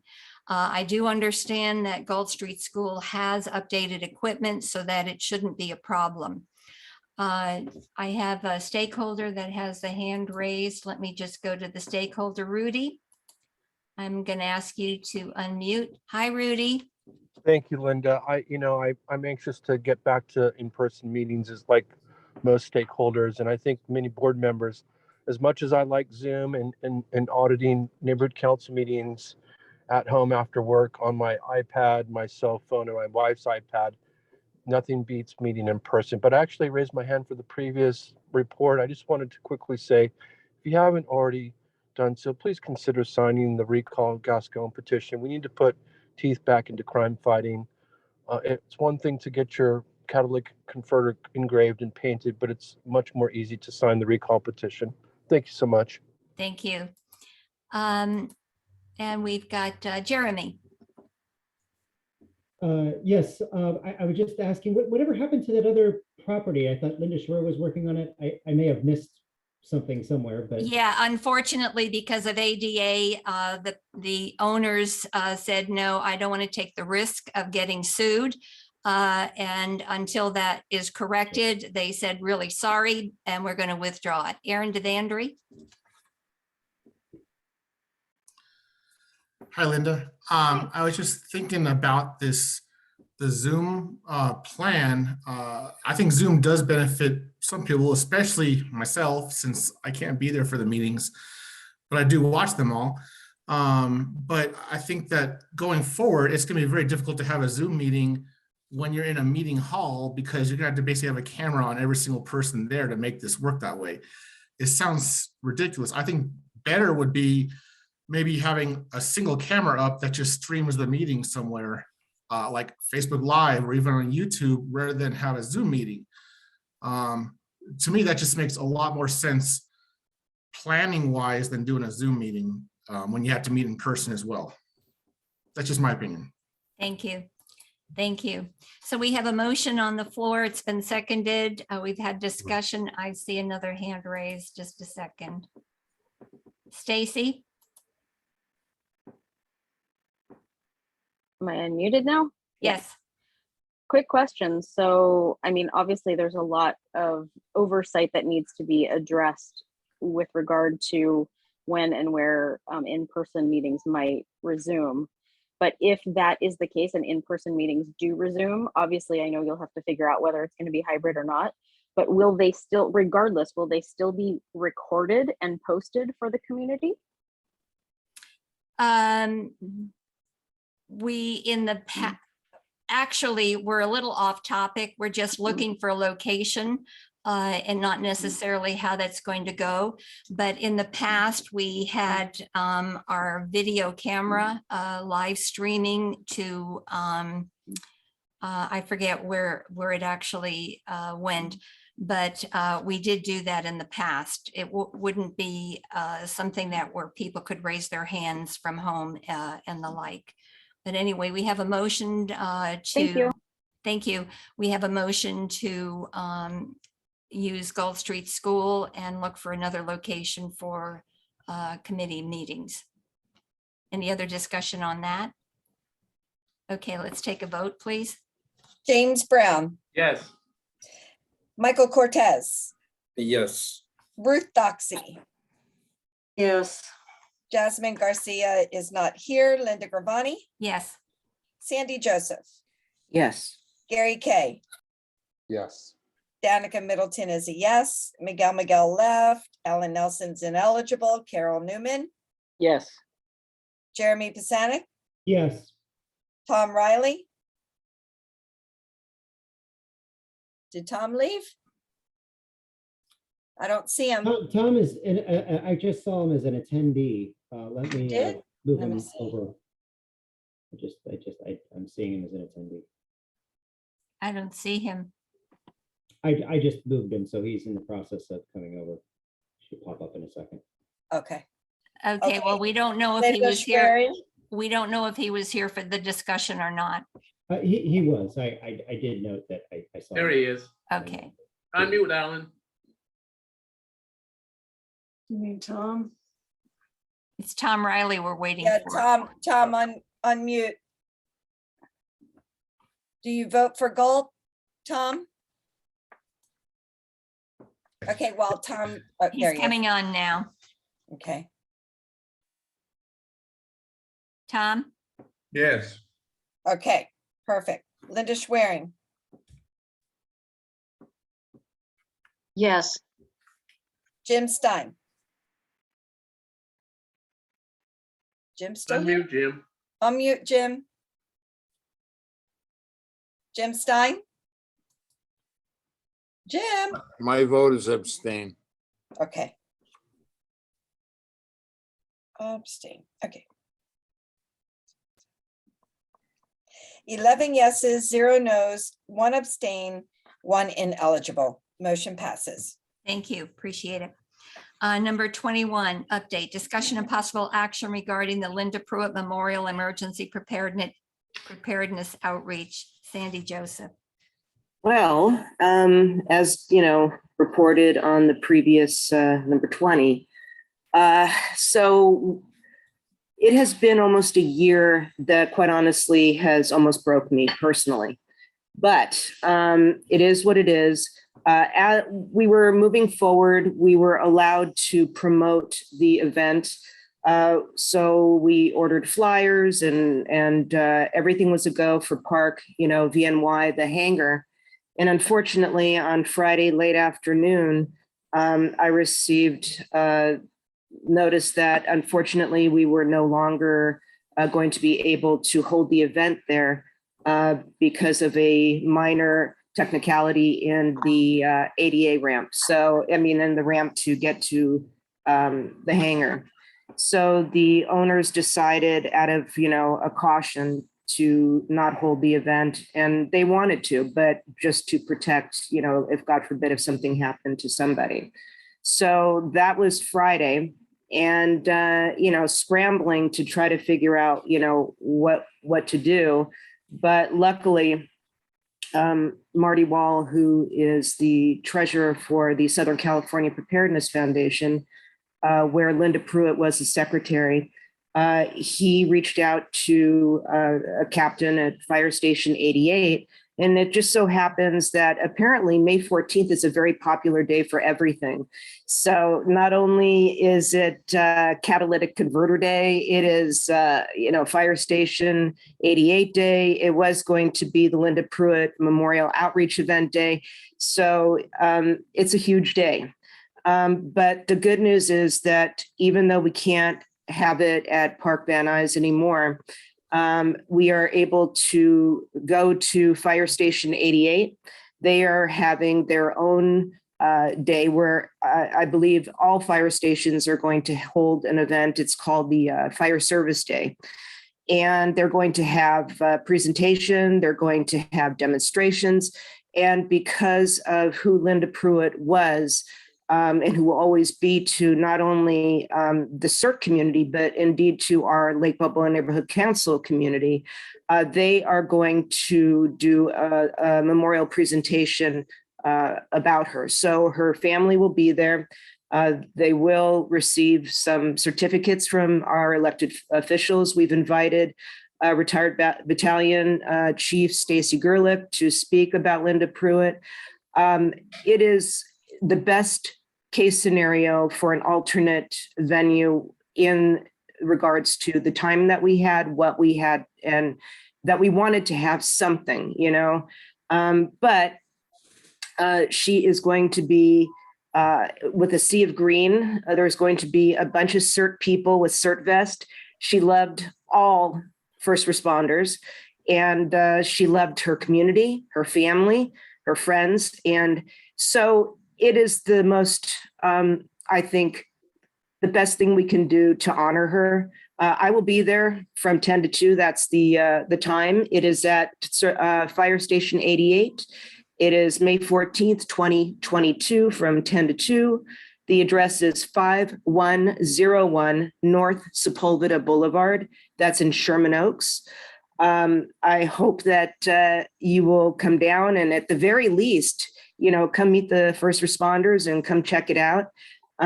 We will be there. I will be there as an individual to support not only her family, but the CERT community and also Lake Balboa Neighborhood Council. So I hope everybody can make it. It's a huge disappointment, but we are doing the best that we can to move forward. And that's all I have. Thank you. And Deanna, I know that you're planning to be there to provide the certificate for Linda's family. We'll have to discuss a little later about the time frame because that has now changed a little bit. So just FYI. Ruth? Yes, Sandy, I just wondered, are we going to be able to give away some of the things that were ordered for the, no? No, unfortunately, it is not a Lake Balboa event. And the things that were ordered, as far as the flyers go, unfortunately, obviously, the flyers that were made for the actual event in English and Spanish, and unfortunately, we can't use. So we will have those in a box for hopefully when we do another shredding event, we can use that. And the flyers that were made in English and Spanish for the Lake Balboa Neighborhood Council 72-hour kit suggestion that Linda Pruitt used to hand out at all her EP meetings, that we will have, and that will be boxed for the schools in Lake Balboa. So even though we can't move forward with the actual outreach event, we are moving forward with exactly what Linda Pruitt stood for, which is, you know, to get the word out to everybody. And so we will deliver those to the schools, and the students will hopefully take those home and give them to their parents and move it forward. So we are spreading the word, not only in her memory, but also, you know, for what she stood for, and also for the Lake Balboa Neighborhood Council, because our goal is, regardless of what committee you're on, we're here to help the community as best we can. And so that's what we're doing. Any other questions, I'm happy to answer. Yeah, Steve Leffert. Yeah, Thank you. I think some of the giveaway things, is that possible we could distribute some of that to the schools in Lake Balboa area? Well, as far as the giveaways, everything, because we could promote it, didn't mean that we could pay for it, okay? So as far as the ordering of the things that were discussed, those have not been ordered. And so we can give out, when we have another outreach event, you know, with what we have prior to the actual event, we can give away. I hope to order some more things, you know, down the line to give out for outreach in general. So, but if you haven't ordered them, then the money has not been expended for that. That is correct. For that is correct. But now you've got to use the money this fiscal year. So maybe the items should be ordered anyhow and stored? That will be for possibly in the June meeting, that we can't discuss right now. Right, because it's not on the agenda. Okay, thank you. Thank you. See you on the 14th. Yes, thank you. I look forward to seeing you, Steve. Okay, we're moving on to number 22, update, discussion and possible action regarding movie in the park. Danica Middleton. Hi, everyone. So we are having the movie in the park. Clifford the Big Red Dog is the movie. It's going to be at Louise Park on Saturday, June 11th. The event time is from 7 to 10 p.m. Showtime will be 8 p.m. Give or take a few minutes because sunset is around 8:06, I do believe, that evening. There will be giveaways. Excuse me, Paramount Universal and Paramount Plus are going to be giving away some movies, and then a handful of Paramount Plus gift subscriptions. So I've done, oops, where'd it go? I've done the budget. Now, these are just approximate costs in here. I would plan to do banners on the elementary schools in Lake Balboa. 10 yard signs to be distributed throughout the Lake Balboa area. And then standard postcards that will be going to all the various schools, churches, you know, some put a stack at barbershops, stuff like that. CD6 is donating hot dogs. Now this time we're going to be renting the screen projector, audio PA lighting, which also comes with a generator. It's this company, we won't have to do anything. It's extremely professional equipment. There's a technician there the whole entire time.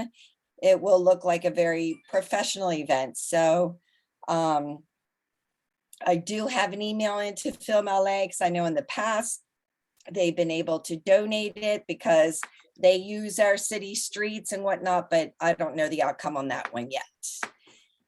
So as it stands right now, we're around $2,430, maybe $2,500. We have $3,000 for the event. Now, Viana is investigating if through CD6, if they can do some type of mailing or every door direct. So they'll also be promoting the event too. So once we have the flyer, I can, I don't know, do we need to call a special meeting or do I just email it to the board? Linda Gravani? Say that again. Once we have the flyer, do we need to call a special meeting or can I just email it to the board? Your work group can determine what you want the flyer to look like. It doesn't need to be the entire board doing that. Okay, perfect. You know, we're very happy with whatever you want to come up with. We can't vote on everything, every step that everyone takes. So go for it. So I'm not understanding so far. Your estimated budget is $2,430. Right. Your budget is $3,000. So where's the cost for every door direct? No, it's not in there. So it's not allocated for that right now. Okay, but it's on your budget. So no, this is no. Look, was that a dream? Yeah, right now. It's kind of a dream. I just put it on there because I wanted it on there more so for me. Your benefit. Okay, so that's not the budget. The line in red is the budget. Yes. Okay, perfect. Yes. We've got a couple of questions, Michael, and then Linda. I just had a question regarding in the food section. Are condiments and water being included or being sponsored by anyone else? No, it's a movie in the park. People, it's just like when people do a picnic, they can bring, whatever they, would like to, eat and drink. We're not going to do food just because that opens up a whole nother can of worms with having health certificates and whatnot. But you're talking about hot dogs. Yeah. Well, that's through CD6. Okay, so we need to find out from Deanna, are you going to provide mustard and ketchup? Or at least like a sleeve for the hot dog, like to be on. Sauerkraut. Oh, condiments for the hot dogs. Got you. Yeah. I'm sure we can make that work. Yeah. Perfect. I mean, I'll have tables and tablecloth, I'll have tables and tablecloths there, for various other setup items. Okay, perfect. So we can have our hot dogs, right, Michael? Okay, Linda Schwerin and then James Brown. I just wanted to make a comment that for Danica, that it's possible that we may have some signage for movies in the park in our storage unit. So before you allocate funds for that, we may want to check it and you have something that's usable now. Okay, so who do I need to get with to figure that out? We need to go in the closet. Okay, Yeah, can we go in the Okay, closet Saturday? James Brown. Yeah, quickly. You know, when I looked at that figure, Danica, I'm remembering back to when it wasn't too long ago that Jim Stein would do the event, which, if memory serves correct, was less than half of what I'm seeing in that rate on that red line. I'm suggesting maybe you might want to talk to Jim because he had some connections to Paramount and whatnot that actually allowed us to get the movies free of charge. And so I'm curious as to whether that, now that he's back on board, if he would be willing to consult with you or you would be willing to consult with him to make this thing more cost effective. Hey, Jim, have I talked to you? Oh, yes. Even when I was driving up to see my little brother on Highway 5. And some things have changed. Film LA used to donate their equipment, the projection equipment. Yeah. They used to, but then, you know, there was someone there that said, no, they're not doing it anymore. Like I said, I have an email into them. They don't answer the phone. They're all working from home now. And so right now I need to make sure we have someone in line because we're, you know, almost 30 days out. So I have the company there that we can rent it from, but if Film LA comes through for nothing, then yeah, we'll do Film LA for nothing. There you go. Okay, no, wait a second. Film LA is not the one that's providing the movies. It's Universal Paramount. No, that's free. Yeah, Yeah, the but movie's free. The movie's free through Guy Langwin, who used to be with Film LA, who's now with Universal Paramount Plus. But he won't be with Paramount Plus at the time of our event, but he's following through and everything's fine. We've got the movie for free. Okay, we've got a couple, we've got a couple questions. Kristen?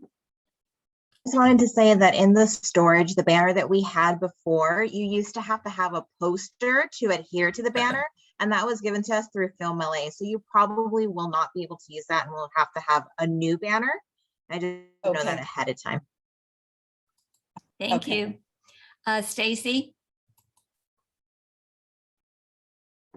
Hey, I'm a little confused because I could be wrong, but I thought the whole projector thing was discussed at a previous meeting about using the one from CD6, and Viana said, yes, that's a possibility. Did something change there too? Yes, Danica. Yes, okay. yes, it changed. And here's why. It changed because there's various different types, as we all know, of projection, of screens, of audio. I want to make sure that if by some small miracle, there's 200 people at our movie event, I want to make sure everyone can hear and can see. So we need So you to don't have want to be that tech type of support? equipment. What's that? You're not ready to be tech. I said you don't want to be tech support. No, I don't want to be Totally tech makes support. sense. And also too, we need a bigger screen. You know, this will be a 20, 30-foot screen. Thank you for clarifying. I was just curious what happened with that offer. Thank you. Thank you. Steve, I think I lowered your hand prematurely. You had your hand raised. Yeah, could you put the poster back up for the event? Oh, this isn't the poster for the event. Well, It's just something I did for the screen meeting. but I'll share. Can you gladly put put that it. back up? I'll put it back up. Yeah. Where'd it go? Hang on.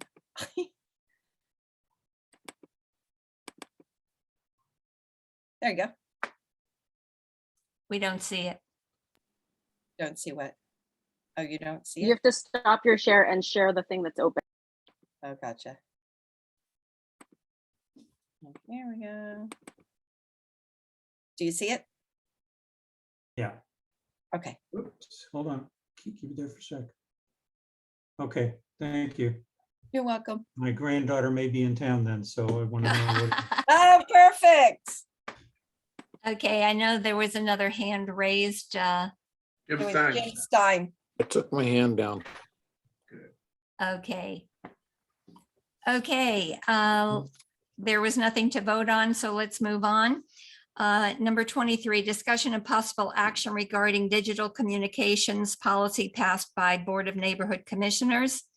which becomes effective October 4, 2022.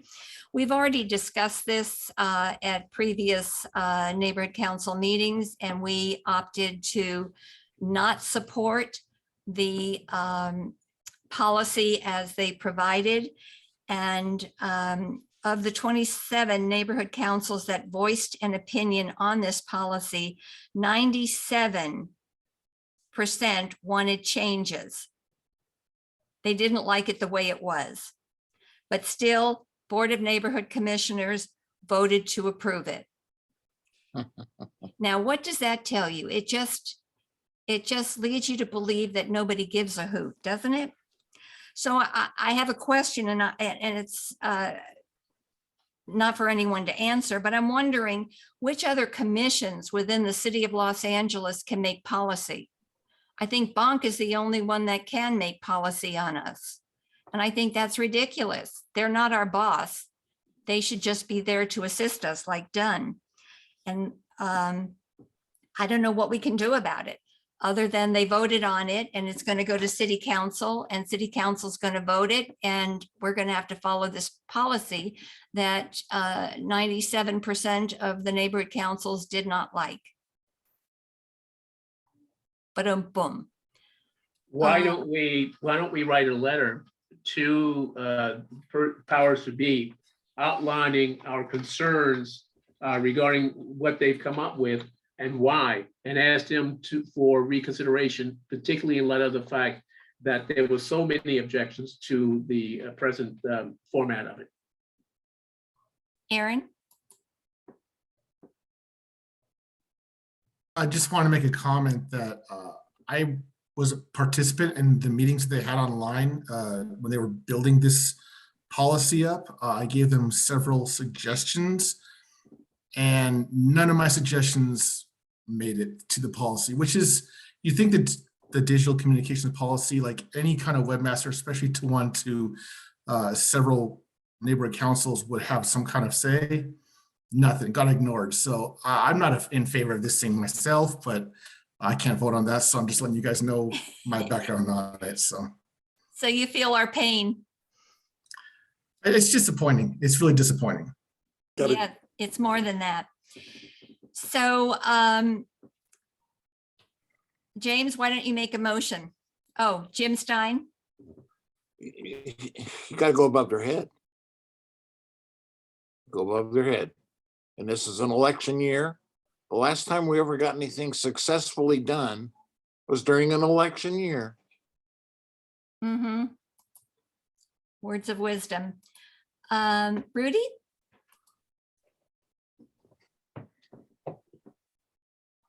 Thank you, Linda. Yeah, I just want to quickly weigh in on this. Any effort to restrict free speech, this is bad news. It's obvious that Ms. Martinez supports this bad policy coming from the Department of Neighborhood Empowerment, and maybe we should call her in to speak to this, or at least have her staffer come and address this concern. This is the problem that our elected officials have. They don't listen to constituents. They do whatever they want to do, and it's time for change. And you know what you can do when you ask, what can we do? I would just ignore the policy. Well, I think if we ignore the policy has within it that Department of Neighborhood Empowerment can remove us from the board. And that's the issue. If the neighborhood council, if the city council votes to approve this, then they can, as elected officials, us 17 board members when we're a full body, can be removed by a general manager who's supposed to be supporting and assisting us, as opposed to we supporting them. So James, you want to make a motion? Sure, I would move that in consideration of the fact that the digital communication policy as passed by the Board of Neighborhood Commissioners has met with stiff resistance and questions regarding its feasibility, we recommend that the Board of Neighborhood Commissioners reconsider those items which were indicated as being questionable. for the good Gravani of, seconds. Gravani seconds. Did you get all that, Danica? good luck. I'm glad it was recorded. You're muted. I'm glad it's recorded and Lydia's here. Any further discussion? Let's take a vote. James Brown, Yes. Michael Cortez, Abstain? Ruth Doxey, Yes. Jasmine Garcia is not here. Linda Gravani, Yes. Sandy Joseph, Yes. Gary Kay, Yes. Danica Middleton is a yes. Miguel left. Alan Nelson's ineligible. Carol Newman, Yes. Jeremy Pisanik, Yes. Tom Riley, Yes. Linda Schwering. Unmute yourself, Linda. You're muted. In order for me to vote, I would need to have the motion repeated, please. Oh, It was not clear. Lydia, do you have it by any chance? No, I did not. I think we need clarification, definitely, before Okay, we complete then the. do you want to abstain then? No, I'd like to hear the full motion, and then I would be. Okay, I didn't write it down. We'd have to go back to the recording. Can James repeat the motion?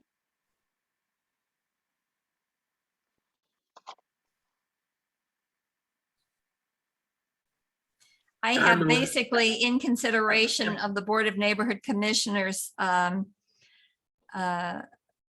Digital communication policy passed, which has resulted in numerous questions regarding from other neighborhood councils regarding troublesome issues. We recommend that the Board of Neighborhood Commissioners reconsider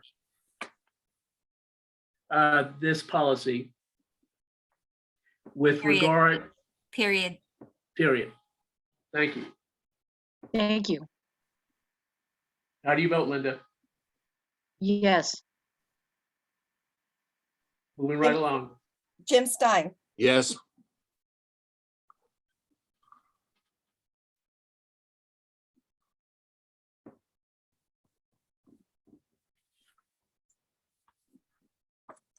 $11 yeses, 0 nos, 1 abstain, and 1 ineligible. Thank you. Number 24, budget discussion and possible action regarding the March 2022 monthly expense report. Linda Schwering. Yeah, we're on 24. Yes. Okay, thank you. Okay, number 24. The March MER had been distributed and presented, and therefore, hello, I'm sorry, I have 6,000 pieces of paper here. I move that the board, that Lake Balboa approve the March 2022 MER monthly expenditure report. Second.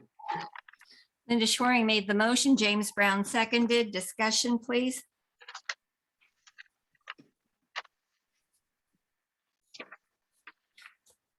Let's take a vote.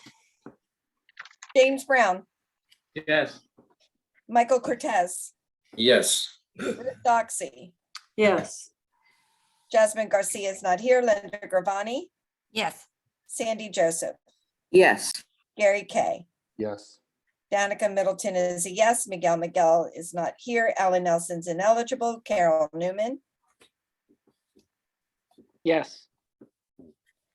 Jeremy Pisanik, Yes. Tom Riley, Yes. Linda Schwering, Yes. Jim Stein, Abstain.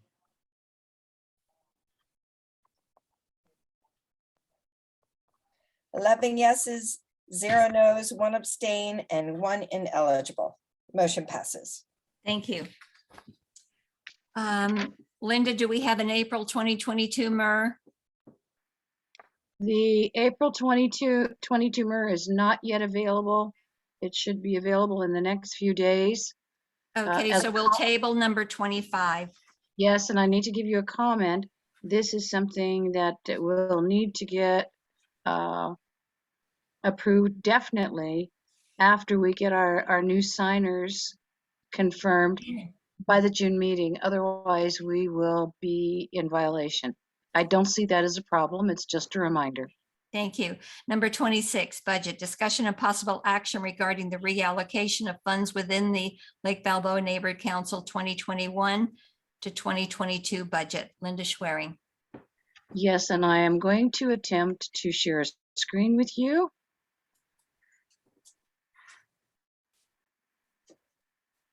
Oh, I just got something on my screen. I don't understand what it says. It says, do I want something from my iPhone? No, I want it from my file. Zoom is not offering me an option to share from my computer. Let me see if I can try it again. And if you already have the document open, you just hit share and then choose the open document of that. That was not shown. I usually do that, but that didn't show up. So I'm going to share screen. Select window or application to share, host attendee. How lovely you all look on the screen. All right, hold on. Let me try something else. It looks like you're sharing, Linda. It's telling me that the 40-minute timeline is almost up, is what it's telling me. All right, let me come down here and try to do this.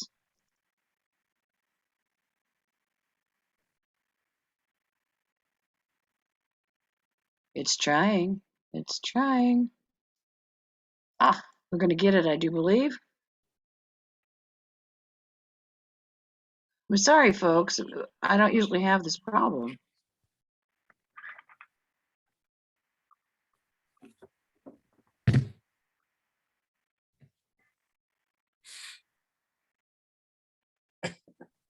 Okay. Hey, there we go. All right. So visible on your screen is the proposal to reallocate funds for this fiscal year 2021-22. And you will see at the top, can you see my little arrow going back and Yes. forth? Yes. Okay. All right. Initially, our budget was $42,000, including last year's rollover. You'll see directly underneath it, there's a $1,000 adjustment. In order to clarify what the adjustment is, you'll see that, and I'm going to come down here real quickly. You will see under NPG's Rescue from the Heart, $1,000. Yes. Okay. That was an NPG approved and paid for last year. There was an issue with having the check cashed, and by the time it was reprocessed, our council was charged against neighborhood purposes grants this year. That's why you see it at the bottom. That has been addressed. The $1,000 was returned to our neighborhood council. It was put into our budget total, and there has been no adjustment with regard to NPGs. So just so you know, we got the 1,000 back, but NPG budget is not affected. So keep that in mind. Okay, so far, projected to the end of June, okay, we're looking at about 23,841. The budget total for those categories is 31,005.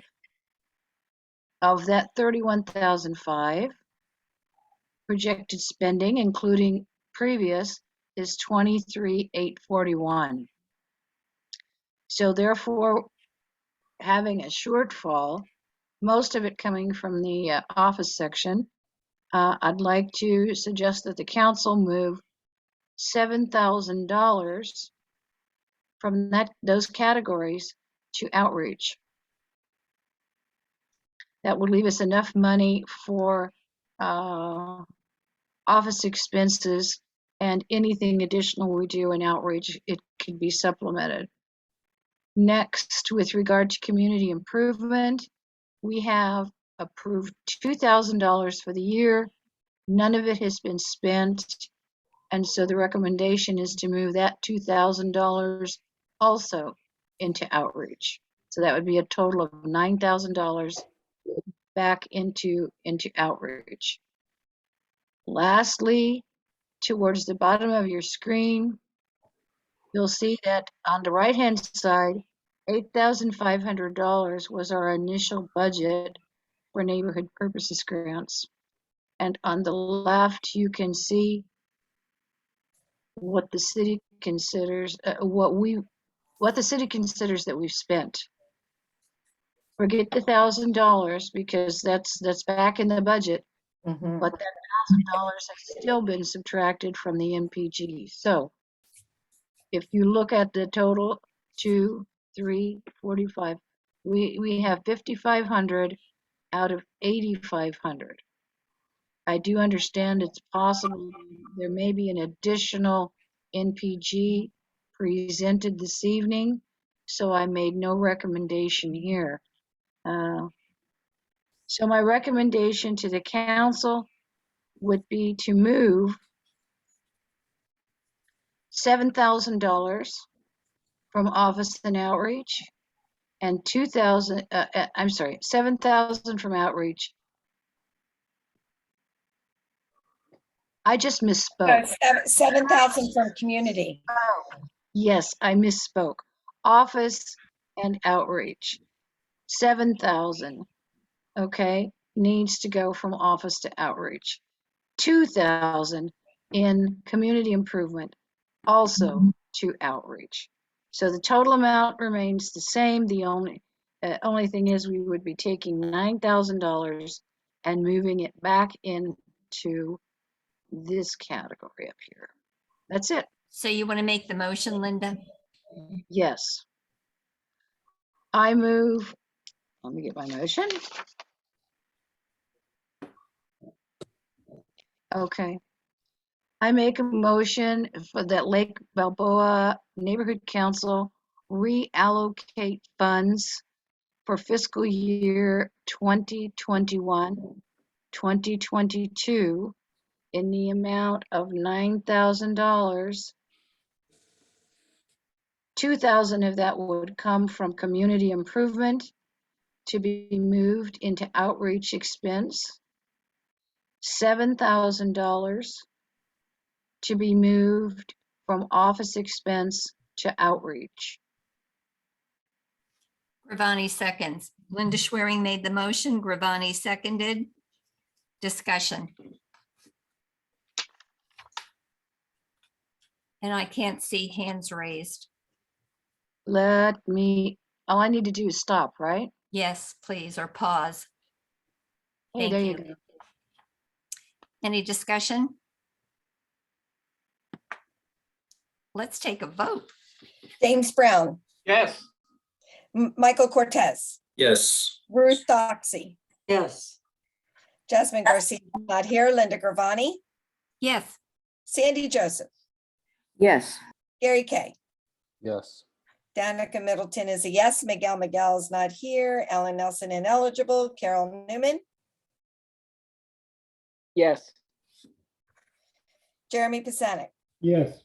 Tom Riley. Yes. Linda Schwerin. Yes. Jim Stein. Yes. 12 yeses, 0 no's, 0 abstaining, 1 ineligible. Motion passes. Thank you. Yay, team. Okay, we have item number 31, which is a neighborhood purposes grant. Does anyone have any issue if I move that up to do right now after number 26? No, I don't. No. Okay, because we have someone here from the task. Let me allow you to speak. This is Christy Height. So number 31, which we're taking out of order. Funding, discussion of possible action regarding neighborhood purposes grant for $2,000 from NPG budget for the Adult Skills Center. This is for their first annual 5K. Christy, do you want to tell us a little bit about that? Yeah, hi everyone. Good to see you all. I know you can't see me, but yeah, we've been really thankful for your support in the past. You have given us a grant a few years back, earlier in the pandemic, so we're really grateful for that. And the event is a 5K walk fundraiser. So it's actually our first fundraiser in the past 2 years, because we haven't had anything since COVID. So very excited. The community is going to be out there, including, the families within task and event or sponsorships and that kind of thing. So we'd love to have the support. So what the sponsorship is for $2,000, there's logo on the refreshment table, a banner event, step and repeat, which I understand you can have your photo taken against their logo backdrop, and t-shirt, space at a table for our outreach for the neighborhood council. And it also includes 15 walk participants, which we can provide to stakeholders in the community. So I move that Lake Balboa Neighborhood Council support task for their first annual 5K. Second. Gravani made the motion and I didn't catch who seconded. Sandy Joseph. Sandy, thank you. Any discussion? Yes. By way of the motion, this means that we are requesting approval of an NPG in the amount of $2,000, correct? That is correct. Okay. Rudy?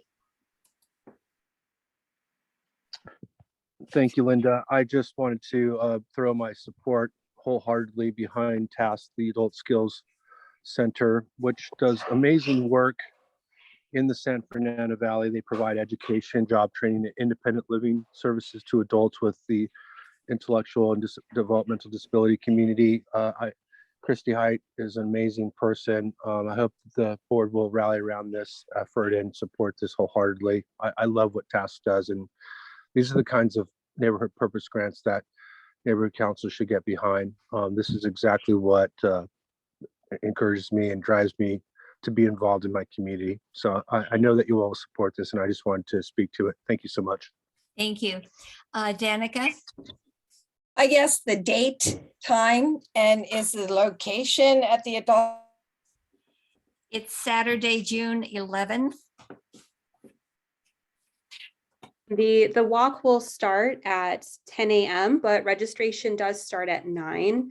And then the walk will likely end about noon, but we will have, a little stage. We're inviting, of course, our local politicians to be able to speak, and we will have food available for purchase that day.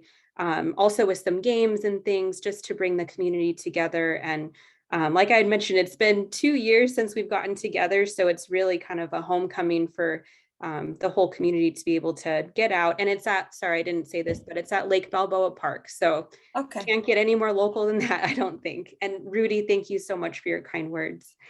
So if you wanted to participate in the walk, how do you participate in the walk?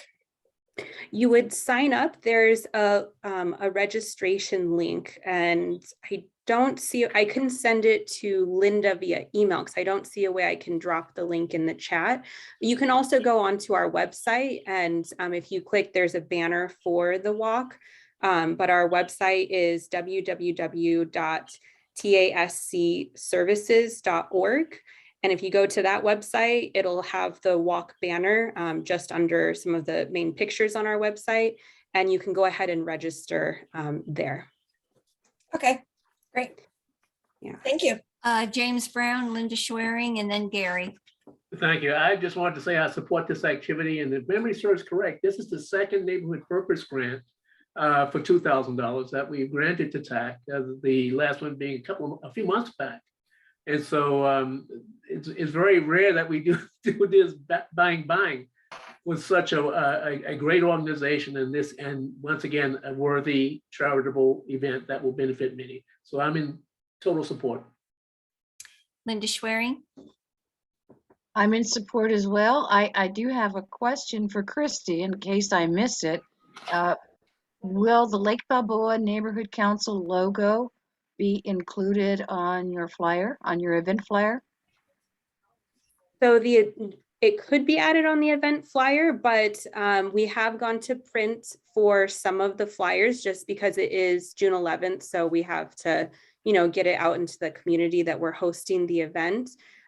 We will absolutely be adding it to our event website. And then also during the event, we'll have t-shirts for the event. So the logo will be placed on the t-shirt that we have for the event. And then as Linda mentioned, on the step and repeat, which is where people take pictures. So there will be several other places that the logo is included. Right now, it's just a matter of getting it printed. Yeah, so this is just the sponsorship form that we have. And then there is a flyer also. I don't think that was included, but I didn't see the flyer, but I would be interested to. Yeah, I believe I forwarded the flyer as well. Okay, that I didn't see. I'll look for it. Yeah, there's a $30 charge for each walk participant. Children 5 and under are free. And one of the things that we should discuss is how we would be allowing 15 walk participants to participate. So that's still a question that we need to consider. Gary Kay. I just wanted to request before we do vote, if the motion can please be reread. Thank you. Yes. I move that Lake Balboa Neighborhood Council support the Neighborhood Purposes Grant for $2,000 for from the NPG budget for the Adult Skills Center for their first annual 5K. Danica?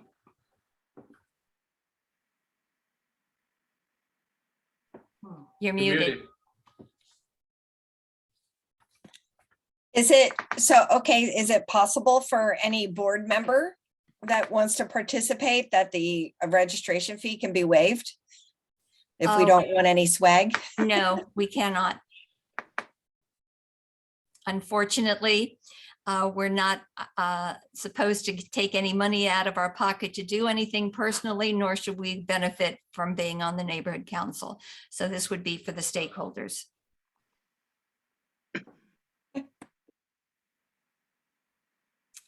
I call for the vote. No, not just yet. I do need to ask Christy to please redo your neighborhood purposes grant. If you would please, on section 11A, it says, do you, applicant, have a current or former relationship with a board member on the neighborhood council? You answered correctly, which is no. Then down below is 11B. It says, if yes, well, you answered no, and you identified that yes, you have, if a board member on the neighborhood has a conflict of interest. So the answer has to be no. So you need to redo your neighborhood purposes grant. Otherwise, we're going to have to jump through 1,000 hoops to get you the money.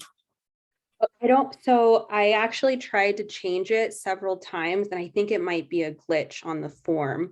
So I didn't know that would be an issue. It's a major issue. Trust me, we've gone through this before. So if you could maybe print it and then fill it in by hand, that would be great. Okay. And if you could provide that as soon as possible, I'd appreciate it. Sounds good. And so would our treasurer. Okay, let's take a vote. Yes, she would. James Brown, Yes. Michael Cortez, Yes. Ruth Doxey, Yes. Jasmine Garcia is not here. Linda Gravani, Yes. Sandy Joseph, Yes. Gary Kay, Yes. Danica Middleton is a yes. Miguel is not here, and Alan Nelson's ineligible. Carol Newman, Yes. Jeremy Pisanik, Yes. Tom Riley, Yes. Linda Schwering, Yes. Jim Stein. Yes. Great. 12 yeses, 0 no's, 0 abstain, 1 ineligible. Motion passes. Thank you. And just FYI, Task is also in Lake Balboa. Their office is on Sherman Way across from, is it Denny's? Denny's. Or Norm's? What is it? I've Denny's. only been here It's 30 Denny's. years. Yeah. Thank you. And thank you for allowing us to take this out of order. And thank you, everyone. Christy. You can go home now.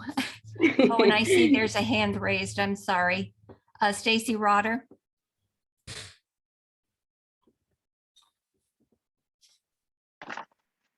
Stacy. Oh, sorry, I've been talking with it on mute. It's my turn. So this pertains to this particular item, but also is more global. And I've been asking about this for years at this point, and I thought we had addressed this more recently about getting all these flyers that you guys receive out to the stakeholders for these kinds of events. I mean, it would be great for us to be able to refer back to them, and if we apply to do the walk, that would be great, but we don't get this information. So I know we addressed this before, and it I think it was Daniel that said if you send the flyers with the agenda, they will come to us, but they have not, and I'm not sure if you're aware of that or if that has been addressed. Yes, actually I am, and technically this is not part of the topic, but there was a glitch, and it seems like every time I try to do it, there is a glitch. But we'll get this up on the website so that everyone will see it with Christie's okay. We'll be able to promote it as well. Thank you. Okay, so this is going to be a long one. Number 27, budget. Discussion and possible action regarding the Lake Balboa Neighborhood Council 2022-2023 budget. Okay. Linda Schwerin. All right, I'm not muted. Okay. The budget was provided and included with the attachments for tonight's meeting. So did that also, that was an attachment that went out on the website, or do we need to screen share or what? Yeah, screen share, please. Oh, I didn't know you'd ask me that. Okay, let's let's try this. See, I didn't know you were going to ask me that. Yes, you did. No, I did not. Okay, so what I need to do very quickly is see if I can get out of here. I've got myself up here and it won't let me do it. Okay, so while Linda is chatting and trying to get it. Let me do that. Go ahead with what you're doing. Yeah, so let me speak and you just get your screen share. Yes, please do. What Linda did Please was do. Please do. I'm going to mute you, Linda, because you're talking to yourself, I think. So Linda prepared a proposed draft for our next year's budget. We've got $32,000, which we get from the city. That was watered down from $50,000 originally. And there may or may not be carryover, as we discussed with Daniel. We're not sure that that's going to happen. That has to be a council action. So we're just going to go with $32,000. And Linda has operational expenditures at $14,000.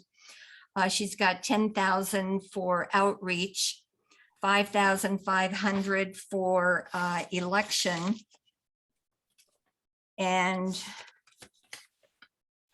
Worthy causes 2,500. So worthy causes would be neighborhood purposes grants.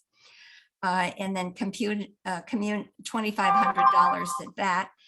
Community improvement, she's got 0. And that would all come up to $3,200.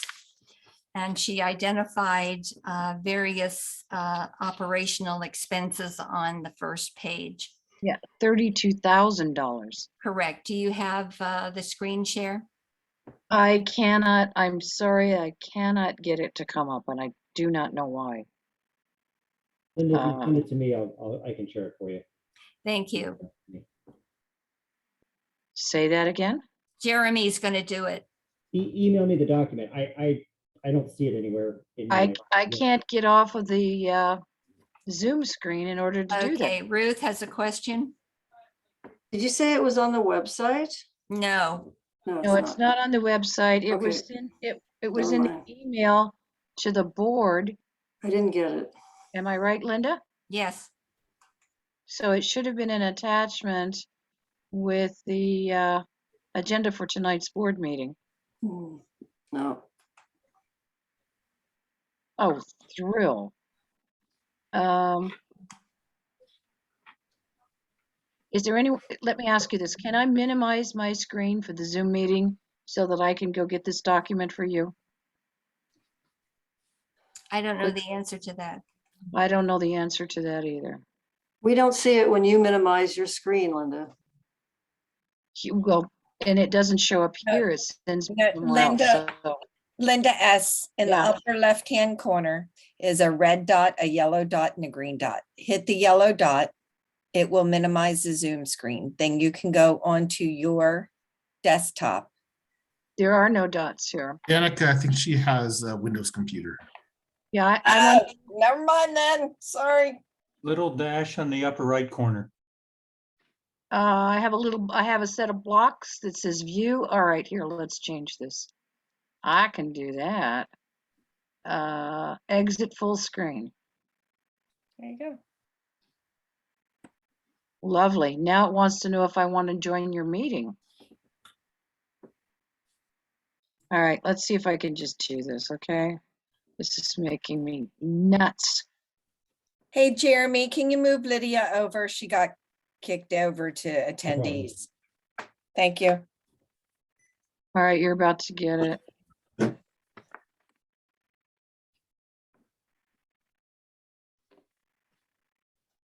Ooh. Or not. This is very distressing because this should be very, very quick for me to find this and grab it and give it to you. And I apologize, folks, for taking more of your time. This is.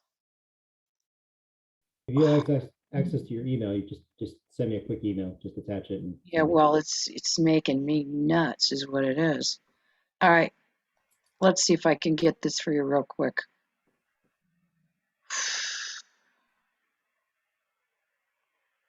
I'm checking.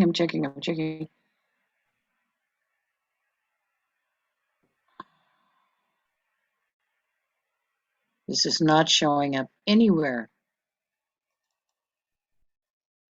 Excuse me, Linda Gravani and or Danica. What's that, Gary? Can you see this, everybody? I didn't have it. Sorry, Gary. No, can you please make note that I'm leaving the meeting at 9:04? Sure. Thank you. Thank you, Gary. Thank you. Can you all see this? Yes. Thank you very much. Okay, so this is the budget that Linda has proposed. AT&T messaging, that's the voice message that is left. Alan Nelson is the one that monitors that. That's about $33 a month. Meeting facility, we're not sure where we're going to meet yet, but we're throwing $600 into the budget. Office equipment and supplies is $250. Post office box is about $21 times 12 months. The minute taker for our neighborhood council meetings is $220 times 10 meetings. Website hosting is $150 times 12 months. virtual Zoom. We had decided previously that we would have up to $900. That needs to be increased. Correct. And wait 1 second, please, Linda. We agreed that we would have $900 because there might be increases and we didn't want to have to come back to the well. In addition, we thought that we would need 2 accesses for Zoom because there might be neighborhood watch and or neighborhood committee meeting or Lake Balboa committee meetings. So we really need to raise that to $1,800. But this is where it is at the moment. Printing and photocopying for meetings, that's $100. And that is when we have in-person meetings, we would print the agenda along with the handouts. Refreshments and snacks, we would provide refreshments for Lake Balboa Neighborhood Council board meetings as well as committee meetings. Postage and mailing primarily is for the welcome letters that we have been sending out. And actually, Kristen's daughter is going to fill the envelopes and paste the stamps on it and send it. Later is the product that Jeremy purchased that he can do all the, what do you call it? The social media all at once and select specific dates that it would go out. Next comes outreach, which is $10,000. And outreach would be giveaways like our t-shirts, the bags, things for events, emergency preparedness, health and public safety, all election related expenses. Linda has $5,500 that may need to be increased. And that would cover food and music during the day of the elections. We had a shred truck, we had balloons, we had, like I said, food. We also need to consider if we want to do vote by mail. I know that the city clerk is going to determine whether they will allow vote by mail or not. And I was thinking that perhaps we might consider using Every Door Direct for postcards because it's very difficult to reach everybody to let them know that, number one, we exist. So I'm thinking that might need to be, what do you call it, increased. Worthy causes, in the past, we've provided a magician for the spring egg hunt, which I call the egg roll. One Generation is another that we give. Cats, their 5K, which is a Center for Assault Treatment Services. Task, which we just did, the Adult Skill Center. We also provided funds for the Budget Advocates, Valley Alliance of Neighborhood Councils, Valley Intercommunity Council, the Congress of Neighborhood Councils, and Friends of the LA River. If indeed we want to support any of these, we might consider changing this particular amount. Community improvement, Linda has nothing. In the past, we've done murals and we've also planted flowers. The budget that Linda has is $3,200 as it stands. 32,000. I'm sorry, 32,000, excuse me. And we may have carryover, and what we need to decide is where that carryover will go. Will it go into elections or will it go into outreach? And Linda, correct me if I am wrong, but outreach, the funds, the $10,000 in outreach, we could use for elections as well. Election outreach, is that correct? Election is separate. Election would be the next category. Okay, so it would have to fall into. You just passed it. Oh, yeah. Okay. Right here. Yeah. So 5,500, I think that might need to be increased. Well, I'm sorry that I wasn't able to get this on the screen for you. This is a draft. Correct. Right. And we really do need to vote on it next month. So obviously some of these things will need to be changed. We have been COVID-19 silent in so many things for the last 2 years, not knowing when we're going to go in person again.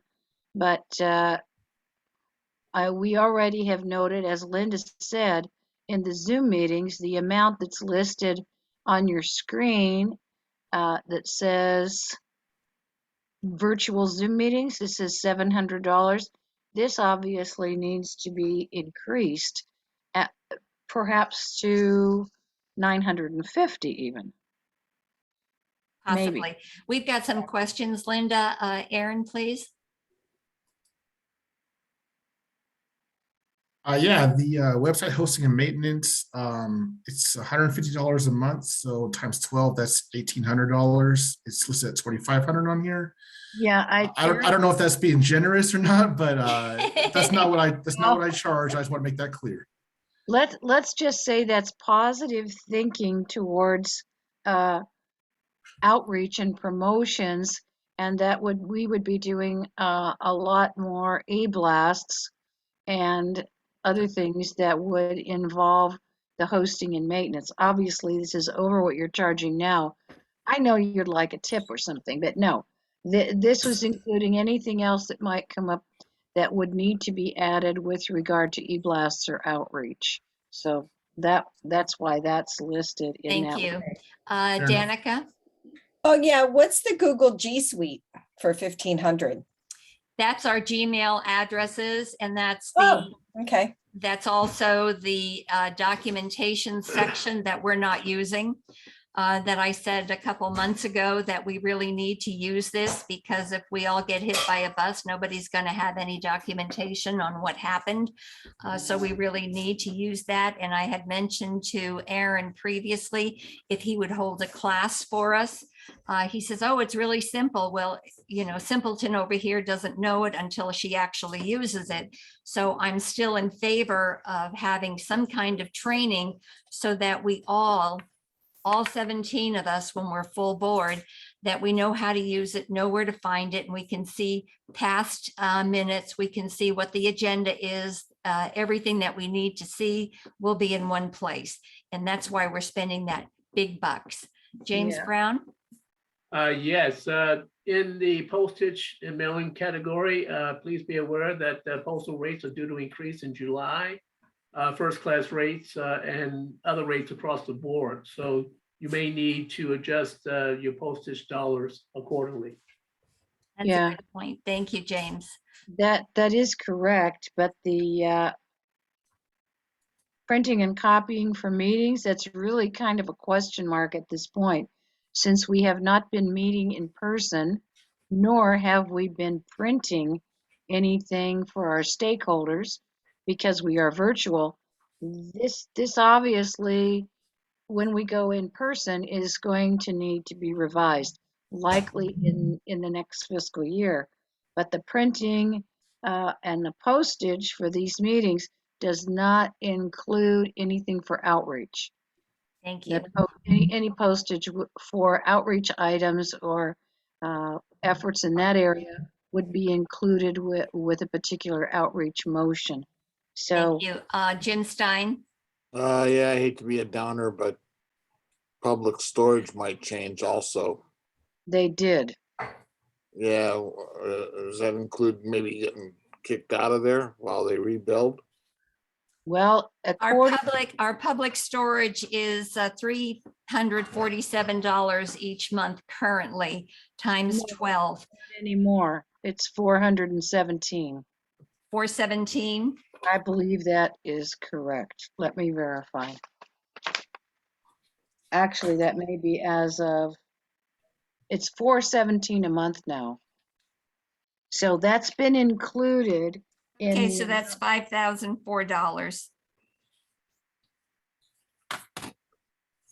Yeah. Yeah, it's included. The increase is included in this budget. But I see two things in the initial page that perhaps our council might want to consider. You can review it and make an adjustment now, or we can do the final, since this is a draft, And we can do that in June so that it's completely put to bed. So we were thinking about virtual Zoom meetings, which would need to be a plus. The Google Suite is okay. I don't know about the postage and mailing, but it appears that other than refreshments, because again, we don't know when we're going to meet in person again. Yeah. Correct, but it should be there in the budget. James Brown? Yes, one last thing. PIP has a new owner now, Linda Schwering. I know you were by there not too long ago to buy some items. They do have a new owner, so I believe that you and Jim might want to go by that location to make nice, and I really mean nice, and meet the new owner. He's a nice guy. All right. Good suggestion. What I'd like to do tonight is any category that you think is out of whack. We need to know to move funds around, like the worthy causes. We did 2,000 like was mentioned earlier, just a couple of weeks ago, and another 2,000 tonight. That's $4,000. Is that something we want to continue? I will tell you that, as I've mentioned, we've done One Generation in the past. We've done the Center for Assault Treatment, which is a great organization which helps battered women and children. So we really need to take a hard look at what we want to spend the money on and put it in the correct categories. I know that community improvements, I don't know if Alan is looking that we might want to do some more murals or not. A lot of the budget is going to have to go to election, because it will be an election year. We voted to do this every 4 years so that we don't have to spend the money in between every 2 years. And the learning curve. It's, it takes a long time to understand the city and how it works. When you just get into your stride, then we have to stop and do another election. So James Brown? I'm here. Your hand is raised. Oh, no, I thought you would have lowered it. I guess you didn't. I was too excited. Linda Schwering? I think Steve had his hand up first. I can't see the participants, so if everybody's okay. if Steve? everybody's okay with me leaving this, I will. No, I would like to make another comment if I may. Okay. Okay. This is, of course, as presented, is a draft. Keeping in mind, we do not know if we will be virtual, in person, or hybrid. So some of these things may not be solid, but it's a starting point.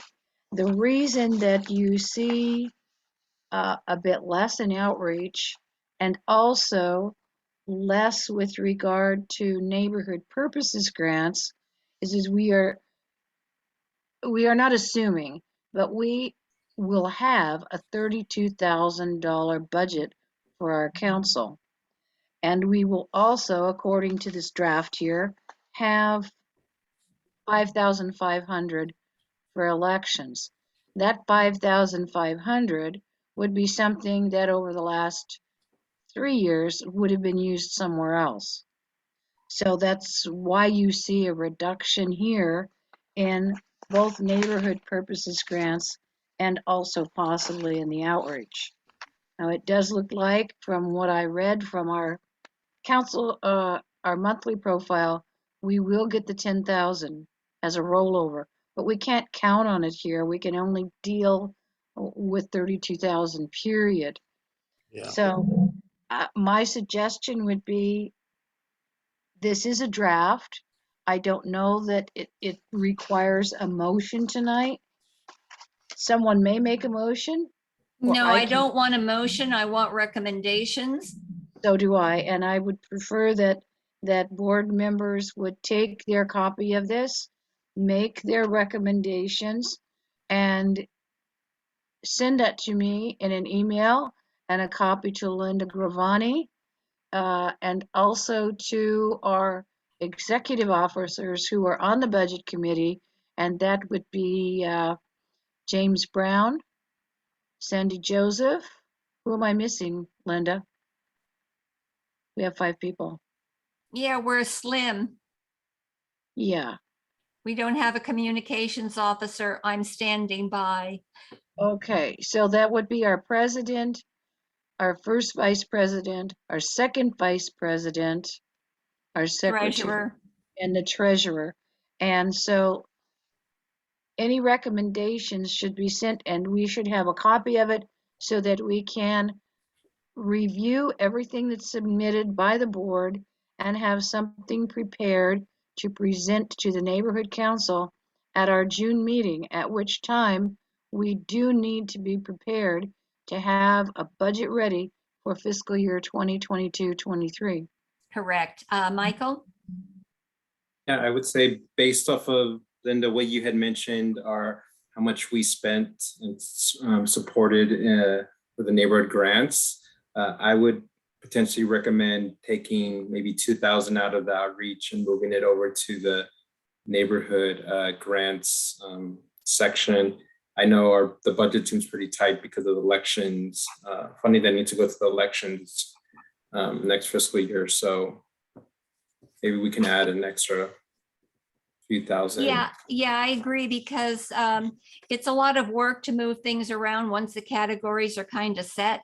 So if we can have an idea that we want to support this, we want to support that, that we get it in the right spot so that we know where we're going to be come the new fiscal year. I don't know, Linda, do you have an idea of how much money we will have to roll over? Will it be a full $10,000, or will it be 5,000? Will it be 7,000?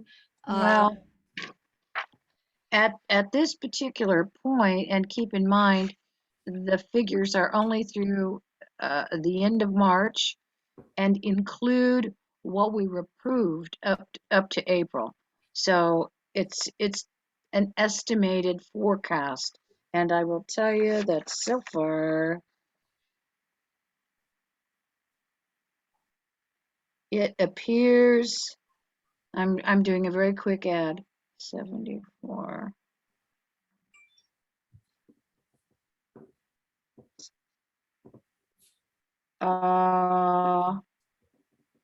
At this point now, if we don't spend anything else, it looks like we may have like $10,000, $11,000 left.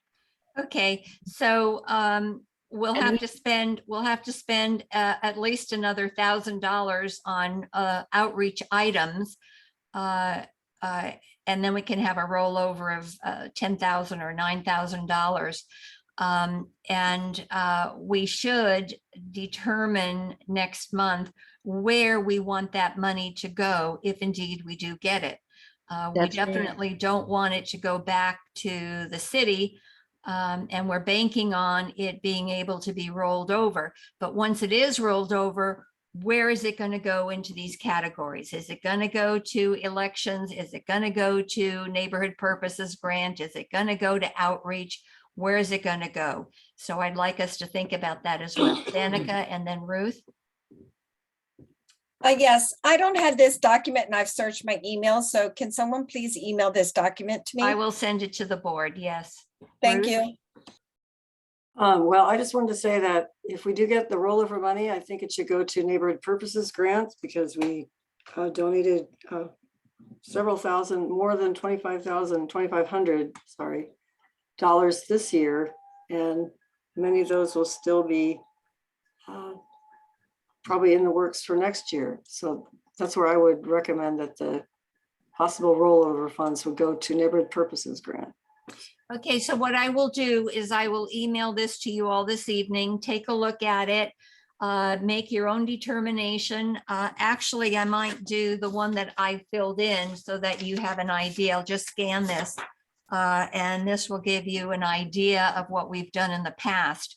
And then you can make your own determination and then send an email. And then the executive committee will determine, okay, we'll move this here and that there. Does that sound good to everybody? Yes. I can't see any more hands, so if there are any, So please let me Steve know. Steve Leffert and Daniel Johnson's hands are up.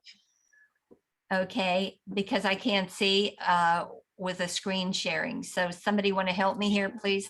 Steve Leffert has had his hand up and Daniel Johnson. Okay, thank you. Yeah, I just want to say that this particular budget is really a preliminary. As long as you've got enough money in every category to cover you for the first few months of the new fiscal year, you have plenty of time to change it, especially once you know the rollover funds. And at that point, you should, start moving things from one place to another or adding them in certain places. But right now, it doesn't make much sense to try. I mean, you can estimate somewhat, as you did under the office and that sort of categories. But you're going to have to move stuff once you get that rollover funds and figure out where you want to put things, what things need to be increased, what things need to be decreased. And that might not happen until August. So Understood, there's but enough money in all these categories to carry everything forward and pay all the bills up to that point. It's hard to pin it all down. I think that Steve is exactly right, that this is our starting point. Last year, our preliminary budget was put through to the city clerk. And once we had the rollover and a better idea of what we actually needed, the budget was revised in August after the $10,000 rollover was approved. And at this point, I can only say in addition to that, that based on what we've done this year, and this year is not like any other year. This year, our outreach is 15,000 something, right? Which is like right up to the budget if we don't spend a penny more. And that includes the things that have been forecasted but not received. As far as operations go, this year when that was split, we had estimated as a council over 16,000 just for operations. And as it turned out, because we met virtually, it cost us like 9 or less this year. Understood. Can I stop screen sharing? Yes, and I agree with Steve. I think that this will be a preliminary. I do believe that we should have our board members submit their suggestions to the executive committee, who is our budget committee, so that we can review it and then determine if we want to tweak this and submit a final budget to the council in June. Yeah, we'll do that. But I would like to get this as narrow as we possibly can for the simple reason Linda has mentioned in the past, it's really a bear to change categories afterwards. So I'd like it to get as close as we possibly can. There's no reason to wait. Yes, we may have more money, but we can say, okay, that extra money will go into this category.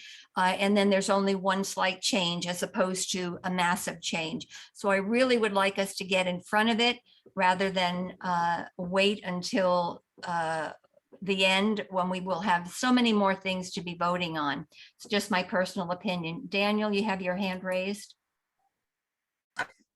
Yes, thank you. One of the recommendations I have in regards to what's being conversed about is adding an item under MPGs and community improvement projects for maintenance in regards to if the board supports with the mural, 311 might not have the best tools suited to do anti-graffiti.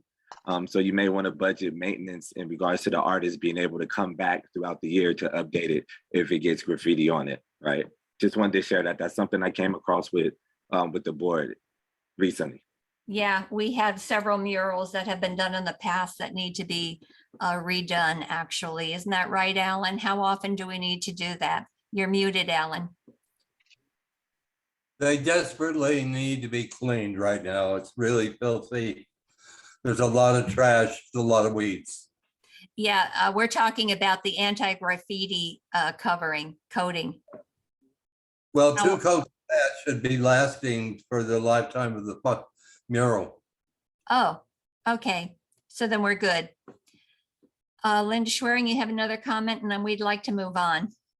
Oh, the only comment that I would make is that I would like to see something presented to the budget committee so that we can make a final vote and present it with our budget packet. That's it. Yeah, we'll do that.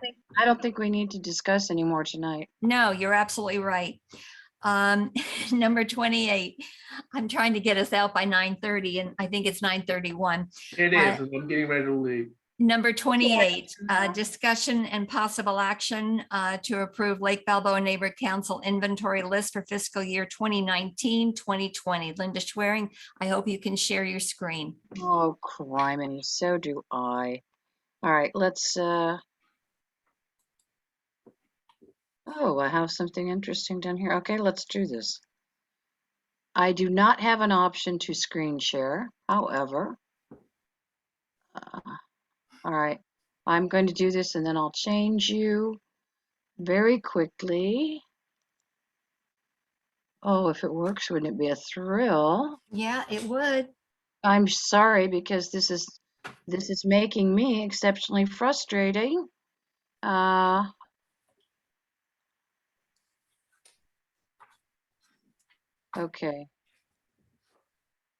All right. I'm going to give you first. We have two that can you hear me? Yes. Okay. We have two different fiscal years that have been provided to us by the city clerk. The first I'm going to give you is the current one, which is 2021.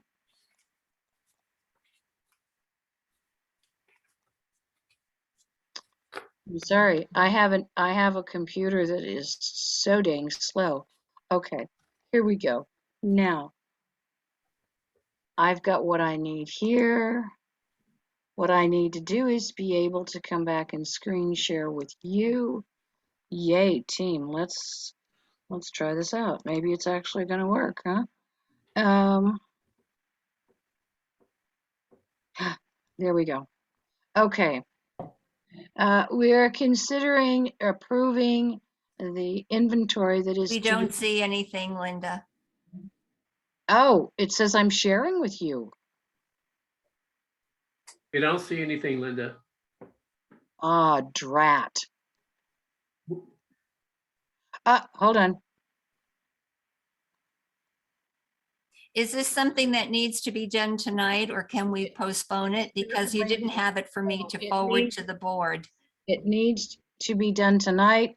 It did not need to be done sent to the board. Oh, you have no idea how frustrating this is. For us too. This is it's a lot of, I can't help it. It's all right. Now I am looking at a window on an application that I want to share. Let's try. Okay, so Linda, I'm going to interrupt you. Is there a deadline for this? Yeah, last month. And the deadline is to done? Linda, we have something. Can you see it? We see something, it's green. Neighborhood Council inventory, Lake Balboa. Oh, yes, that is exactly right. And no inventory to report. That is correct. This is the inventory for 2021, and they have not gone beyond that. So it's got today's date. We have not spent any bucks. We haven't purchased any items that would qualify as inventory, and that's what it says, no inventory to report. Okay, pardon me. We're on number 28, which says inventory for 2019-2020, which is what you wanted. Well, there are two of them here. So we're talking about that one right now. That's our motion. That's our item number 28. Well, then I am going to suggest that you switch 28 with 29 because we're having such a devil of a time with this. Okay, so we will, for the moment, table 28 and go on to 29. Inventory, discussion, and possible action to approve Lake Balboa Neighborhood Council inventory for the fiscal year of 2020-2021. Okay, and while you're considering that, I am going to No, tell us about this. the inventory for 2020-2021 is nothing to report. The council has neither purchased nor recorded anything in the year 2020 or 21 during COVID-19. Okay, is there going to be a motion? Second. Yes, We don't have the motion sorry. yet. Come on, So Michael. sorry. I'll It's already I'll late. third that, Michael. It's too late. I'll third that.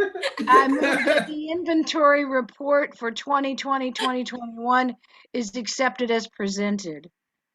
Okay, Michael. I second. Okay, Linda Schwerin made the motion. Michael Cortez seconded. Any discussion? Oh. Let's take a vote. Oh my God, James Brown. Yay. Michael Cortez. Yes. Ruth Doxey. Yes. Jasmine Garcia is not here. Linda Gravani. Yes. Sandy Joseph. Yes. Gary Kay. Oh, no, Gary left. Danica Middleton is a yes. Linda, get your screen sharing. Yeah, how do I get rid of that? Not here. Alan Nelson this is is ineligible. Carol Newman. Yes. Jeremy Basanik. Yes. Tom Riley. Tom, are you there? He's left the room. Oh, he did. Okay, secretary will note that Tom, what time is it? I can't see. 9:37. Thank you. Tom left 9:37. Okay, Linda Schwerin. Linda Schwerin is about to go. We need a vote, please. Yeah. Yes, you've got my vote. Yes, yes. Okay, Jim Stein. Yes. 10 yeses, 0 nos, 0 abstain, 1 ineligible. Motion passes. Who moved and who second? That was Linda Schwerin and Michael Cortez. Thank you. Yay, Michael. Okay, Linda, you ready for 28? Yes, and I have it up on my screen and I'm trying to share it with you. Hold on. Okay, there you are. Let's do screen share. This is number 29, right? No, it's 28. We just Oh, did that's what I thought. 29. That's what okay. Huh. Well, folks, Okay, we amazing. got it. You are currently viewing the Neighborhood Council inventory for 2019-2020, originally recorded from the items that are listed under purchases with the city. Everything on this sheet that you see has been verified that it's current and in use as of May the 4th on the top left in red. The only item that has been added is item number 4 on the left. Office furniture, plastic top folding tables, purchased outside the fiscal 1920. There's no price listed. There are 6 tables and they are currently in use. If you wonder where they are at Galt Street School and they are considered in use. So I am making the motion that Lake Balboa approve the Neighborhood Council inventory for fiscal year 2019-2020. Michael? Yeah. Actually, I was gonna abstain this one because I wasn't. Oh, I thought you wanted to Second. second it. Gravani will second. I'll second. Okay, Ruth will second. Discussion. Jim Stein? I'm almost certain we have 2 of those iPads. So So- regardless of where they are, this is the inventory that we have. So does everybody agree that we have this inventory? Yes, and if there is anything that has to be adjusted later, we will need to locate it, take a picture of it, and do a revision. But this is Okay. the way it is at this point. Any further discussion? Let's take a Okay, vote. well, I'm a little, hang on, I'm a little confused here because we did buy 2 iPads, to my knowledge. That's what we. Not last year. Oh, got you. And not last year and not the year before. And Oh, wow, was that long ago? Yes. yeah, it's called the COVID blur. I know, right? Okay, let's take a vote. Okay, great. James Brown, Yes. Michael Cortez, Abstain. Ruth Doxey, Yes. Jasmine Garcia is not here. Linda Gravani, Yes. Sandy Joseph, Yes. Gary Kay left. Danica Middleton is a yes. Miguel left. Alan Nelson's ineligible. Carol Newman, Yes. Jeremy Pisanik, Yes. Tom Riley left. Linda Schwerin, Yes. Jim Stein. I vote no.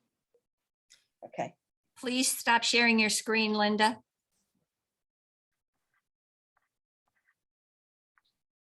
Thank you. Oh, you're Okay. welcome. We have 8 yeses, 1 no, 1 abstain, and 1 ineligible. Thank Motion you. passes. Okay, number 30, funding deadlines. I'd like to reiterate this. May 20 is the final date to request event approval. So after that date, we cannot do any more events. June 1 is the final date to submit check payment. So if you've got something pending, make sure that you get the check payment in early. June 20, final date for bank card transactions. On the 21st of June, we can no longer spend any of the Lake Balboa Neighborhood Council funding. Ruth Doxey? Yes, I forgot to make, oh, sorry, an announcement. It's not regarding the budget. Is that Okay, well, let's finish this up first. Okay, So I need you all to make sure that if there's anything pending, that we spend the money beforehand. Otherwise, we'll definitely have more carryover. Ruth, so we're going back to updates. Yes, I apologize. The Great LA River Cleanup that we are sponsoring is June 11th. There's a sign up. I sent you an email. I asked Aaron to put on the website. There's gonna be 100 spots for 9 to 11 a.m. It's just at the entrance of the Lake Balboa Park before you go over the river. So if you'd like to join me, please do. Thank you. That's the same night as our movie in the park. And so we have time to clean up, go home and shower, and then go sit and watch a movie. Right? Okay. Number 32. I want to thank you, our Lake Balboa neighborhood board members and neighborhood watch block captains, for all you do behind the scenes for our community. And I'd like to adjourn the meeting at. You have a hand up. Hang on, we have 2 hands, one from Stacy and one from Linda. I don't know if it's for anything that we have yet to discuss. It is. Linda, what are you discussing, number 31 or? No, I am asking if I missed something. Was there a report with regard to an event we are supporting on May 14th also, the senior symposium? It should have been. I don't know if it was or not. No, there was not. No one mentioned it. No, Okay, then quickly. no, and that's, no, Linda. it should have been listed. Sorry. Yeah, okay, so I'm gonna make a recommendation. Everybody knows we have our meetings. Everybody knows that there are times when we need to speak about certain things, so make a note for yourself. 72 hours beforehand, I send out the agenda. Make a note on the item on the agenda so that we can go forward in a professional manner instead of coming back several times for the same thing. Stacy Rotter, you had your hand up? Just curious if anyone else was having technical glitches, because you guys were not coming across clearly. Yes, you're exactly right. Okay, Jeremy? You muted? sorry, just really quick, just throwing a personal note out there. On Friday, we signed all the papers to adopt our beautiful daughter that we've been fostering for many years. And so. Oh, really congratulations. exciting. It was on my Congratulations. birthday that I got to do it. So I Bravo. wanted you guys to be able to celebrate with me. Congratulations, Jerry. Thank Jerry. you. Alan? Congratulations. Just very quickly, I'll send you an email, but we may have seen the end of the rat house. No, I don't know. Don't go there. Yeah, we're not Anyway, allowed to talk anymore. Don't you know that? yes. So again, I'm going to say thank you, board members, for all you do behind the scenes. The same thing with the Neighborhood Watch block captains. There's so many people that complain and don't roll up their sleeves and don't do anything unless it pertains to them specifically. So bravo to all of us, pat ourselves on the back. You are appreciated whether the community knows it or not. And at number 33, it is 9:46 p.m. Meeting adjourned. No more you. conversation. Good night, everyone. Thank you, everyone. Good night. Night. Linda, swearing. Linda? Yes. I wanted to let you know that I'm going to be leaving on vacation between May 10th and May 17th. Anything you have for me to sign, just let me know. I'll run over there and sign it. Okay. Thank you. I'm ending the meeting. Good In the night. meeting, we're still here. If we